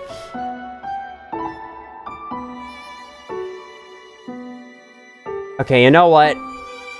I'm gonna have these two games swap places. I'm gonna put Black Mesa top of B, because... well, no, they can both be on A. What am I thinking? They can both be on A, but I think this is a good spot for Undertale. I like the playthrough. I think it turned out pretty well. There's some parts, like, in episode 5, I actually did sing along to the thing. The song that Metaton has for you in that one moment, where you're on the stage. It's very weird. I actually did sing along with that, but I did it in such a monotone voice. I don't think it held up that well, but, you know, aside from that, I think it's a decent playthrough on the whole. I don't think I would rank it much higher than this, just because I didn't do everything there is to do in it. I didn't show every secret there is, and that's because some of the secrets are just random things. I had to explain them more than showcase them. Yeah, alright. It goes there. You get the idea. Undertale toward the bottom of it. Alright, moving on. Now, we get to my current SCP Containment Breach playthrough. This song, by the way, is Blue Feather, the intro theme to the game. I'm gonna turn it up a bit. It's quiet in my headphones, but that's because I did turn down the volume. Maybe I should turn it up a bit. That's not the video that's playing right now, Windows. Alright, SCP Containment Breach. This was a long time coming, and in my first playthrough, I was doing things a little differently. First of all, I was playing on a random seed, so I did that because I thought it would be more fun if I didn't know what was coming next. But then that meant, in the type of playthrough I wanted to make, where I showed off every SCP, every little game mechanic, that meant that, like, not knowing when they would appear, I had no idea what was going to come next, so I basically just had to react on the fly to everything, and sometimes that would get overwhelming. For the second playthrough, I chose to play on a custom map that I made, and so I knew it, and so I knew which areas of the facility I should avoid right now, because there's a lot of new stuff there, and we're going to look at that later. For now, let's focus on this area, and so it was a lot easier to plan.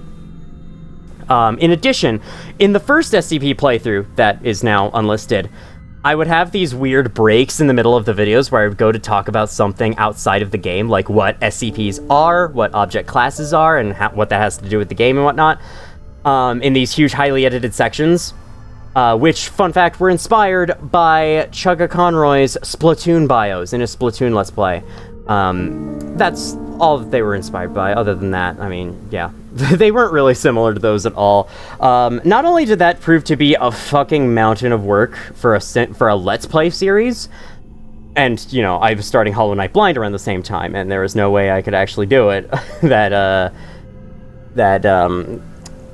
easily if I was doing two series at the same time. I've proven to myself time and time again, I cannot do two series at the same time. It is impossible for me to do two series at the same time. You know what? I'm gonna move Stay Out of the House CJ. Okay. Anyway, when I came back, I decided, cut those. We don't need the mid-video breaks. We can just play the game. I can explain what an SCP is, what object classes are in the game. It's easy enough to just do that. And so I'm very glad that I did, because it made these videos a lot easier to make. They were still decently long edits, but in the end, I think it was worth it. And I do consider this to be one of the more unique Let's Plays on my channel, just because... Have you seen many other channels doing full completionist runs of SCP Containment Breach? Most Containment Breach playthroughs you see are like the ones where the people are just like screaming at the game and they may or may not finish it. And if they do finish it, they definitely don't see all of its content, because the game has a surprising amount of content for this little free indie horror status.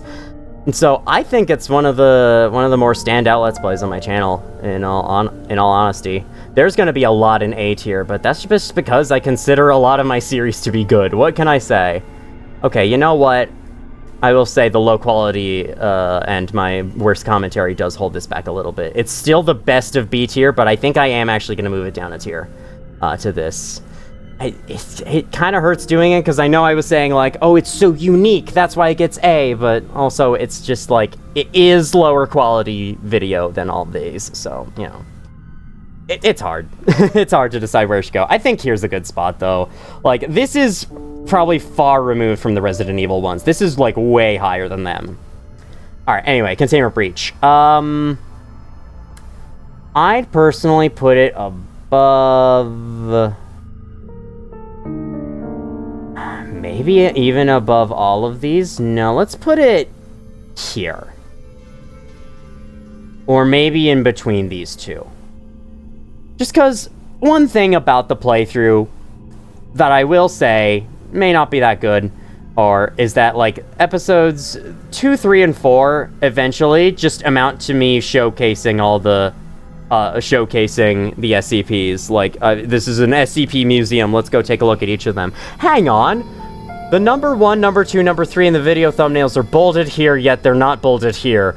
I am bothered by this. No, it's fine. But, yeah, if we go to this, like, these videos, I made a little bit of progress in the areas, like this room I was discovering for the first time.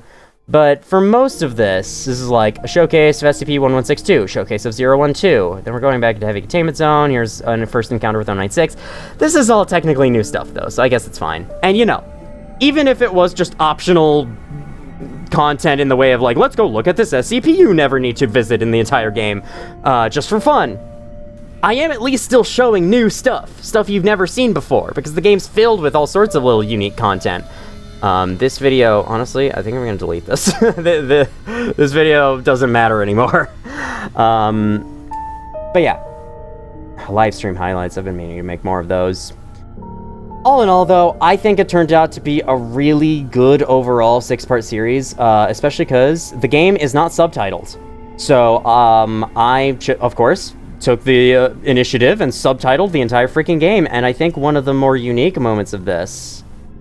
Oh, hey, look, it's the Dream Guy. I was talking about him here. SCP-008 rate infection. It was once again just me showing various aspects of the game. It was also a lot of me, like, deliberately dying to all sorts of things, which is weird. Looking back, it's just weird that the majority of this playthrough was me dying to stuff. But that's just how this game is, you know? SCP-079, yeah. So this. I want to really talk about this. These subtitles. You can see it's like they're being typed out because he's a computer. These took me forever to make. This last video took a long time to edit, probably for this reason alone. Probably half the editing time was spent on this, and that's because I was... In my editing software, the text is like a block of video, and I was moving 2 frames, putting a split in that block of video, and setting the next block of text to be the same as the previous one, but with the next letter typed. Like, if I can... Why is this going backwards? Okay, there we go. Yeah, see. Like, so we type the T, move 2 frames, and then I type the O for the next block, move 2 frames, type the F for the next block. I was typing this all out manually. This wasn't done with any kind of other software. This was all me, typing this out letter by letter. I only did this because 079 does not have a lot of dialogue in this game, so I was happy to do it. He really just has this speech and a few other lines, so, you know, this is the only time I had to do this. I think this turned out awesome, though. I was not sure how it would turn out, but I think it turned out way better than I expected. Like, it definitely looks like it's being typed out, and I was also, like, pressing enter, deleting the previous line manually, too. Like, this is all manual stuff. I probably could have done it easier, in an easier way, but I didn't know what that easier way was, and so I just settled with this, because I felt like it. Alright, yeah, anyway, I showed off all the endings at the end. I didn't get all the achievements, and that bothers me. I also left out some things, but I eventually made a bonus video to rectify that, which is way the hell down here. Wow, past the first Terraria co-op video. That's insane. Alright, well, anyway, yeah, that's Containment Breach. I think that's a good spot for it. I think it's one of my more unique Let's Plays. I'd say Ori and the Blind Forest.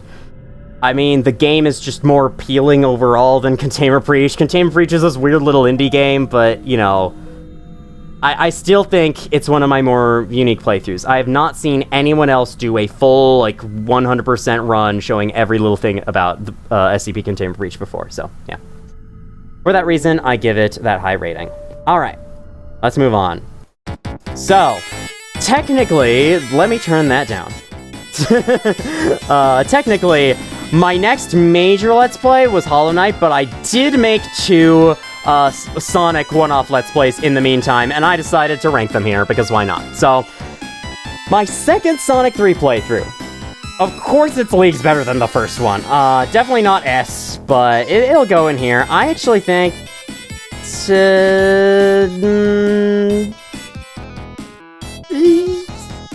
yeah, here. That's a good spot for it, I think. It's also very clean looking, won't add yet another line to the A tier, because we have to fit so many games in here, don't we? But yeah, I think if I had anything to say in terms of negatives about this playthrough, it's that I still didn't go for the special stages. I played some of them, only because some of them I was accidentally wandered into without meaning to. But yeah, otherwise, I did not play them still. Sorry, I've been recording this a long time. It's hard for me to focus on talking still. Anyway, yeah, I still don't play them, yet I still chose to do the special Doomsday Zone final boss in the end. And so, you know, I feel a little bad for that, but otherwise, I mean, this is way better quality, way better than my first Sonic 3 playthrough overall. Actually, one thing that is worse is the game audio quality, because for some reason, since I made the move to my gaming computer, the game audio doesn't sound as good as it used to. It still sounds good enough to me that I've kept it this whole time, haven't looked to improve it, but yeah, that is one thing that is worse about this video compared to the first one, is that the game's audio is not as clear. But yeah, otherwise, I mean, yeah, this is a decently fine playthrough. I did rewatch some of it, and I thought my commentary could have been a little better, but it's still better than the first one, so yeah, I'm gonna give it this. And you know, it's just fun to have a full playthrough of a Sonic game in one simple 2-hour session. I don't know. I really wanted to make this type of video at the time, so I did, and there you go. And I think it turned out overall well. Maybe I should move it down. Yeah, actually, I think I'm gonna move it down to the bottom here. It's alright, just, you know, not terrific. That said, speaking of terrific, Sonic Mania! I'm talking about the game being terrific, not necessarily the video being terrific. I have not rewatched this one in a while, but this is one that I was definitely very excited to make because Sonic Mania is a game I know inside and out. As Sonic, no one else. If you make me play another character in Sonic Mania, it's gonna suck. I think this one should go here. I think this one's a little better than my second Sonic 3 playthrough, just on the basis that, you know, I think my commentary was better overall from what I remember, and I did do the special stages this time, you know, for once. And so, because of that, I was actually able to make a relatively complete run of the game as Sonic, and I'm a lot better at Sonic Mania, so I gave the game a better showcase of, like, how good you can get. And I like Sonic Mania overall, so that's definitely playing a part in this ranking. So yeah, this one's slightly shorter, but, you know, I went over some bonus stuff in this one just because...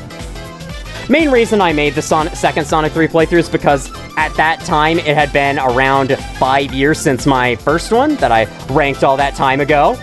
Nah, I'll keep this above. No, keep it there, keep it there. But yeah, that's all I really have to say about Sonic Mania's playthrough. It was one that I was really looking forward to. Honestly, I made this playthrough just so I could have an excuse to follow it up with this playthrough, because I wanted to make a Sonic Mania playthrough video for a long time, and so, yeah, I finally did. And they got a decent number of views. Definitely not as good as this or my FNAF video, but yeah, still decent. Alright, this song is loud, and I like to move on. That's much more like it. Okay, gonna turn the volume a bit. Only 2 left. Hollow Knight Revisited. Okay, so this one is a funky one for me. I do like it on the whole. This was basically like, I was playing through the game again, but this time I'm experienced with it. I've seen basically everything it has to offer. I had played it loads and loads of times, so I was able to, like, beat all the bosses really quickly and show you alternative strategies and whatnot, or really fun strategies. It's basically meant to be like a guide series on Hollow Knight, as opposed to my blind playthrough of Hollow Knight. And I included a lot of extra information in this, like some of the inner workings of the game, like how much damage this weapon deals, how much damage this thing does, you know, stuff that normally Hollow Knight playthroughs probably wouldn't go over. And, I think overall, I did a decent job at that. I also played the game in an order that I thought would be cool, because Hollow Knight's a game that can be played in so many different ways. You can tackle the world exploration in any order you want, and I wanted to make it similar but different from the first playthrough, to make it stand apart as something of its own. That being said, I did go back to watch some of the videos, and I don't think I commentated as well as I could have, and I know that I'm probably the only person that cares about my commentary in my videos, but this is my tier list, so, you know, I do think, that aspect of the videos is a little worse compared to the first Hollow Knight Blind. Well, I mean, the first Hollow Knight Blind did have overall worse commentary, but that was still my first experience with the game, so there was an extra appeal in watching that. compared to this one, where, like, I mean, if you know Hollow Knight, you'll have no use for it. If you don't know Hollow Knight, you might be better off playing the game yourself instead, unless you're, you know, not great at games and don't think you'd be good enough for it. I do know there was one viewer who watched at least the first half of it, because they were self-proclaimedly not that good at games, and were looking for a way to experience Hollow Knight, and they used my playthrough to experience Hollow Knight, and I'm very thankful for that. But the main reason I made this one is so that I could actually give it better pacing. That said, I still was doing a bunch of random optional objectives towards the end, but, you know, I tried to pace them out much better, and, you know, every video we were doing a bunch of major things at once. They were also on the long end, looking back. They're an hour and 10 minutes on average, instead of... Well, the blind playthrough was an hour and 30 minutes on average, so this is definitely a lot shorter. And I did not include God Home, or God Master DLC, in the playthrough this time. I hate how the soundtrack version of City of Tears ends here. It's so useless. I did not play Godmaster in the series this time, but I am working on that right now. That's going to be a much larger video, done in a documentary/video essay style coming later. Because it was during this playthrough that the thought came into my head of... maybe I should not Let's Play. Maybe I should stop. Maybe I should change my content. Maybe I should just, like, give it up completely, because I do want to make more videos like this one, but Let's Playing is taking up so much of my time. Like, I need enough time for other stuff. I need enough time to make one of these videos, because they're such a big effort to make. And so, during this playthrough, I was, laying out the plans going forward for my channel, and that I eventually decided on I would do 2 more Let's Plays and then end. That eventually shifted to 1 once time passed and I realized just how much longer I had left to go with the Hollow Knight Revisited series, and so I ended up doing, well, this one, and then I ended up doing 1 more beyond that point, but I'll talk more about that in a second. So, this was kind of a turning point for my channel in that way. This is the moment when I decided to shift content styles, but I still wasn't ready to give it up just yet because there was still 1 more game I really wanted to play. That said, though, you know, during this playthrough is definitely where that thought came into my mind. As for where I should rank it, honestly, I think where it is right now is fine. I think my blind playthrough has just a little more appeal to watch it. You can watch my first time with the game. This one is still pretty good, though, but I definitely don't think it has reached the same heights as something like Elden Ring, or something else, or some of my others when I look back, so, yeah. That's all I have to say with that, really.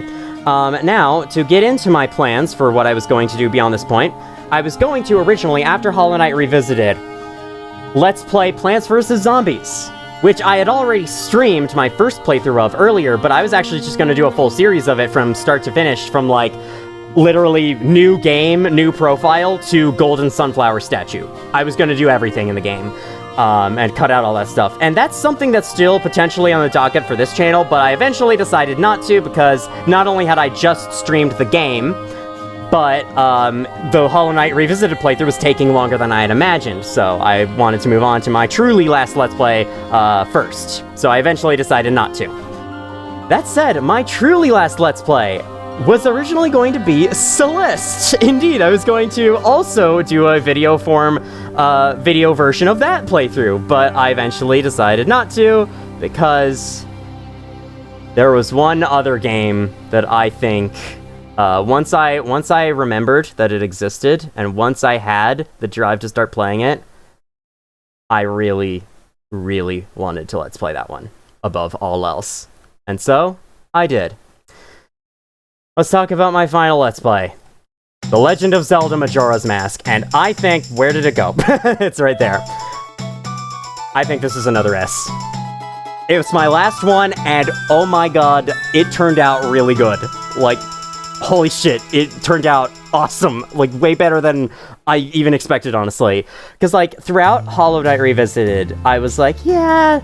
Every time I was done recording a video, I was like, I guess I could have done that better. And every time I made a video, I was like, you know, this feels kind of mid to me. I'm still liking it. I think it's still turning out good, but it's still, you know, not that good. With Majora's Mask, that was the opposite. Like, there were some videos, like... Part 5, Part 8 that I thought weren't as good, but then I even watched them back, and I don't think they're as bad as I thought they were. Like, every single video is really fun, honestly. I watched this playthrough again recently, and I think I did a really good job with it. And it's also nice to see, as someone who is very inspired by Chugga Conroy, a Let's Play channel who makes videos on mostly Nintendo games, that being like Mario, Legend of Zelda, what's the other one? Pokemon is another big one of his. He also Let's Plays basically every Pikmin game except for Pikmin 4. That might happen eventually. He did Splatoon Let's Plays. He just basically did a whole bunch of Nintendo stuff. If it wasn't a Nintendo-made game, it was a game for a Nintendo system, primarily. So, yeah. With that said, as someone who very, very much, admittedly, imitated his style wholeheartedly for a lot of these, like Dark Souls 3, Elden Ring, SCP Container Breach, Hollow Knight Revisited, Ori and the Blind Forest, Will-O-the-Wisps, AM2R, all of these were done basically mimicking his style, beat for beat. It was kinda nice to actually play a Nintendo game as well, and in fact, I chose a game that he had also played. He also made a Legend of Zelda Majora's Mask playthrough, but his is really old, and so I have the benefit of the 3DS version having existed. So I could actually talk about the differences between that version and even show some of them. And, you know, more stuff was found out about the game, like how the stars in the sky base their patterns on your save file's name. A little tidbit I brought up in, I think, Part 3. And yeah, man, I am super happy with how this playthrough came out. Hi, Hollow Knight bonus video. And now with that, we're all caught up. This is my most recent video. We just scrolled through my entire channel's history. That's pretty cool. Of public videos, that is. I love these thumbnails too, honestly. This one. This one was originally going to be like... I don't remember what it was going to be. I think it was just going to be a view of Icona Canyon. Actually, I still have the file. Let me just go find it. Don't worry about the note on my desktop. That's just for me, for my eyes only. Yeah, I have all my thumbnails here, and I have alternate versions of it. Like, this is a potential thumbnail for Part 4. This is also a potential thumbnail. I had 2 slight variations. I ended up going with this one. This one I had 2 slight variations. Ended up going with the zoomed-in one. Oh yeah, I was gonna show this guy's face, but then I thought this sun was funnier, so... Or funnier, more funny, whatever. This is also a differently colored version of this. This is a potential one for the Stone Tower Temple video. And these were 2 candidates for the finale, but I decided this looked too scary, so I went with this one. But yeah, all around, I mean, Majora's Mask is one of my favorite games of all time. I think it has a fantastic story. I love the whole 3-day time mechanic, and I honestly, like, dreamt of being able to Let's Play this game. Since before I even made videos, I wanted to make a Let's Play of this game. And so, I decided for the final one, it has to be Majora's Mask. And, I think the reason why it took me so long to get around to it is because, I am a lot more used to the 3DS version of the game than I am with the N64 version. Even then, though, I still ended up playing the N64 version because I was like, fuck it, just play the N64 version, man. It's the more popular version anyway. I'm sure people would actually like it more, so just go with N64, it's fine. You can, and I did play it through PC emulator because I don't have a capture card. I can only record PC games, so... yeah, I had to do it on emulator here, but I do have an official copy of the 3DS version. Yeah, that helps my case a lot, doesn't it? Anyway, yeah, this was a really fun playthrough to make. I am super happy with how it turned out. I've said this like 50 million times now. For those of you who came for the FNAF video, then decided to check out the rest of my content and found this, I thank you very much for that, because, like, I think this is definitely... it's just barely behind Elden Ring, because I like a lot of aspects of Elden Ring more, like the progression of Elden Ring more, and the fact that it's a much larger series, I think makes it overall better, but Majora's Mask, it was so much fun to record, and it was, I think it just turned out super well, because the game is already really well presented. It has a really good story, really good presentation, all of that good stuff. And since I am now at the point of repeating myself, I should wrap up, but before I do want to mention one thing. I'm just gonna go into you. So, every time I fought a boss in a dungeon, which is right here, I was fighting Got, after the dungeon was done, Jin, I would then show what the boss fight was like on 3DS, and because I don't have a capture card of any time, my only choice was to use my phone to record the screen. And that's what you're seeing here. This is just my phone recording my 3DS screen. This is actually an homage to a previous Let's Play idea I had in the distant past, before, back when my videos were low quality that nobody would have actually cared. I was originally going to make a Let's Play of The Legend of Zelda Breath of the Wild recorded through my phone screen. Or my phone camera, I mean, not my phone screen. Where, you know, I would just sit my Switch down, put up my phone, rested on something, of course, and camera record a Let's Play Breath of the Wild. I did have that as a genuine idea, and, you know, back then, my videos were so low quality, no one would have noticed, really, or, you know, no one would have really cared. They would have hopped on, they would have been like, wow, such a bad video, but it wouldn't be too far from the ordinary with my videos back in the day. Now, of course, though, I have made so many better quality videos than that. Like, yeah, if I started making that playthrough now, that would be ridiculous. Like, it would be such a drop in quality for no good reason. So I decided there is one way that I could still get that format of recording in, and it was this. And it's because I felt like it was necessary to show the boss changes in the 3DS version because they are so wildly different from the original version. So I just decided early on, before I started making a Let's Play, record the 3DS with my phone camera. And that's exactly what I did. And so yeah, that's what it's inspired by. I know, there's a lot of deep lore with my channel, but you've listened to pretty much all of it now. I did go through most of my channel's history in this one video. Let me get some music playing. To end this off, what would be good? Celeste credits theme. Yeah, that'd be perfect. Well, that was a lot. 2 hours and 20 minutes of me ranking my Let's Plays, and let me look back over it real quick. See if I would change anything, because honestly, I don't think I would. D tiers reserved for Soma because I did a bad job with that playthrough. These are all playthroughs that, you know, I wouldn't really recommend watching.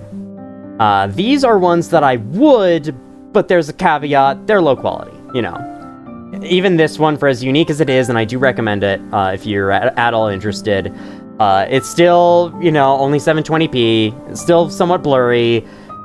I still have a lower quality mic, not everything, it doesn't really hold up in that regard. Same thing with these ones where, like, the actual video quality was fine, but it's really the games that made these playthroughs as good as they were. My commentary was otherwise not so great. And, you know, Journey to Rank 1 is definitely one of the more, like, unique, kinda, I don't know. It's a cool series I made, but it's definitely not, it's so different from the rest of my content, I can't recommend it easily. Terraria was a big, ambitious playthrough, and it turned out really good, overall, for the time. But of course, I've made much better stuff since then, and you know, 720p, really slow pace, a lot of videos when I probably could have made fewer.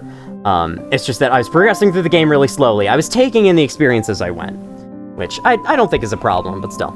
And then Amnesia, yeah, probably my worst blind playthrough. I'm still glad I played it, but, you know, not, definitely has not aged super well. Up here, the majority of my recent playthroughs are here just because, you know, I do think I've improved a lot. I do think I've been making genuinely good videos, good Let's Play series, and so, you know, everything, yeah, I'd call this the worst one overall. Black Mesa's somewhat low too, Undertale's somewhat low too, because I think aside from voicing the dialogue, my commentary wasn't that great in the Undertale playthrough, and I didn't show everything in the game, and that bugs me. There's two amazing boss themes we haven't heard, Battle Against the True Hero and Megalovania, the famous, but we never heard them because those are only on the genocide route, and I don't want to do that, so. Dark Souls 3 is somewhat low as well. There's a reason and that's the reason why I'm replaying it on this channel. Sonic Mania, yeah, pretty good, just for like, you want a quick 2-hour watch of Sonic game. 5 Games of Freddy's gets points for uniqueness, but overall might not be that interesting to watch. Amnesia the Bunker's a good blind playthrough. This, pretty good. Long videos, but still pretty good otherwise. Hollow Knight, I think I did an overall good job with a good, decent guide of the game, but there's still a little bit of a greater appeal in watching my blind playthrough, so you can see my blind reactions to how awesome the game is. Similarly, my blind playthrough of Ori and the Will of the Wisps, I think, is a good time. The game is relatively short, and, you know, it's not as badly paced as this playthrough is. This is one of the more unique playthroughs I've made. I haven't seen anyone else tackle the game in such a big way before. And then Ori and the Blind Forest is a great game, and it's just a 6-video, short and sweet watch. And then these are my 2 absolute favorites. Like, these 2, I think, excel above all the others. Elden Ring is just huge. I can't believe I managed to actually make that playthrough as good as it was. Majora's Mask, again, I'm actually kind of surprised that playthrough turned out as good as it was, but, I mean, it's a game I love, it's a game I knew very well. I had a lot of interesting facts to talk about as well, with the star pattern in the sky thing and whatnot, and I could actually separate it from the YouTube channel it's mimicking, Chugga Conroy, by including 3DS version facts in there. And I know them probably better than most because I'm super obsessive over that kind of thing, the differences between 2 versions of a game. So yeah, I'd remember them very clearly. And all around, I think that is gonna be the tier list. Let me just download a picture of it. It's gonna look really weird. Oh wow, okay. I did not expect it to stack the games together like that. That makes sense. Honestly, it's equalizing them. Yeah, that makes perfect sense. Still, though, I kind of like how this... Oh, never mind. Okay, whatever. Alright, it messed everything up. Screw you. Alright, well, anyway, I hope you enjoyed this very weird video, as much as I enjoyed making it. Yeah, I will definitely get back to Dark Souls 3 on this channel relatively soon, and I'll also be bringing another game in to join the fun. It is starting to heat up in real life, though, so I might end up recording less frequently, but that's fine. Yeah, that's all I have to say, so... Thank you all for watching if you did, and as always, I will see you all in the future.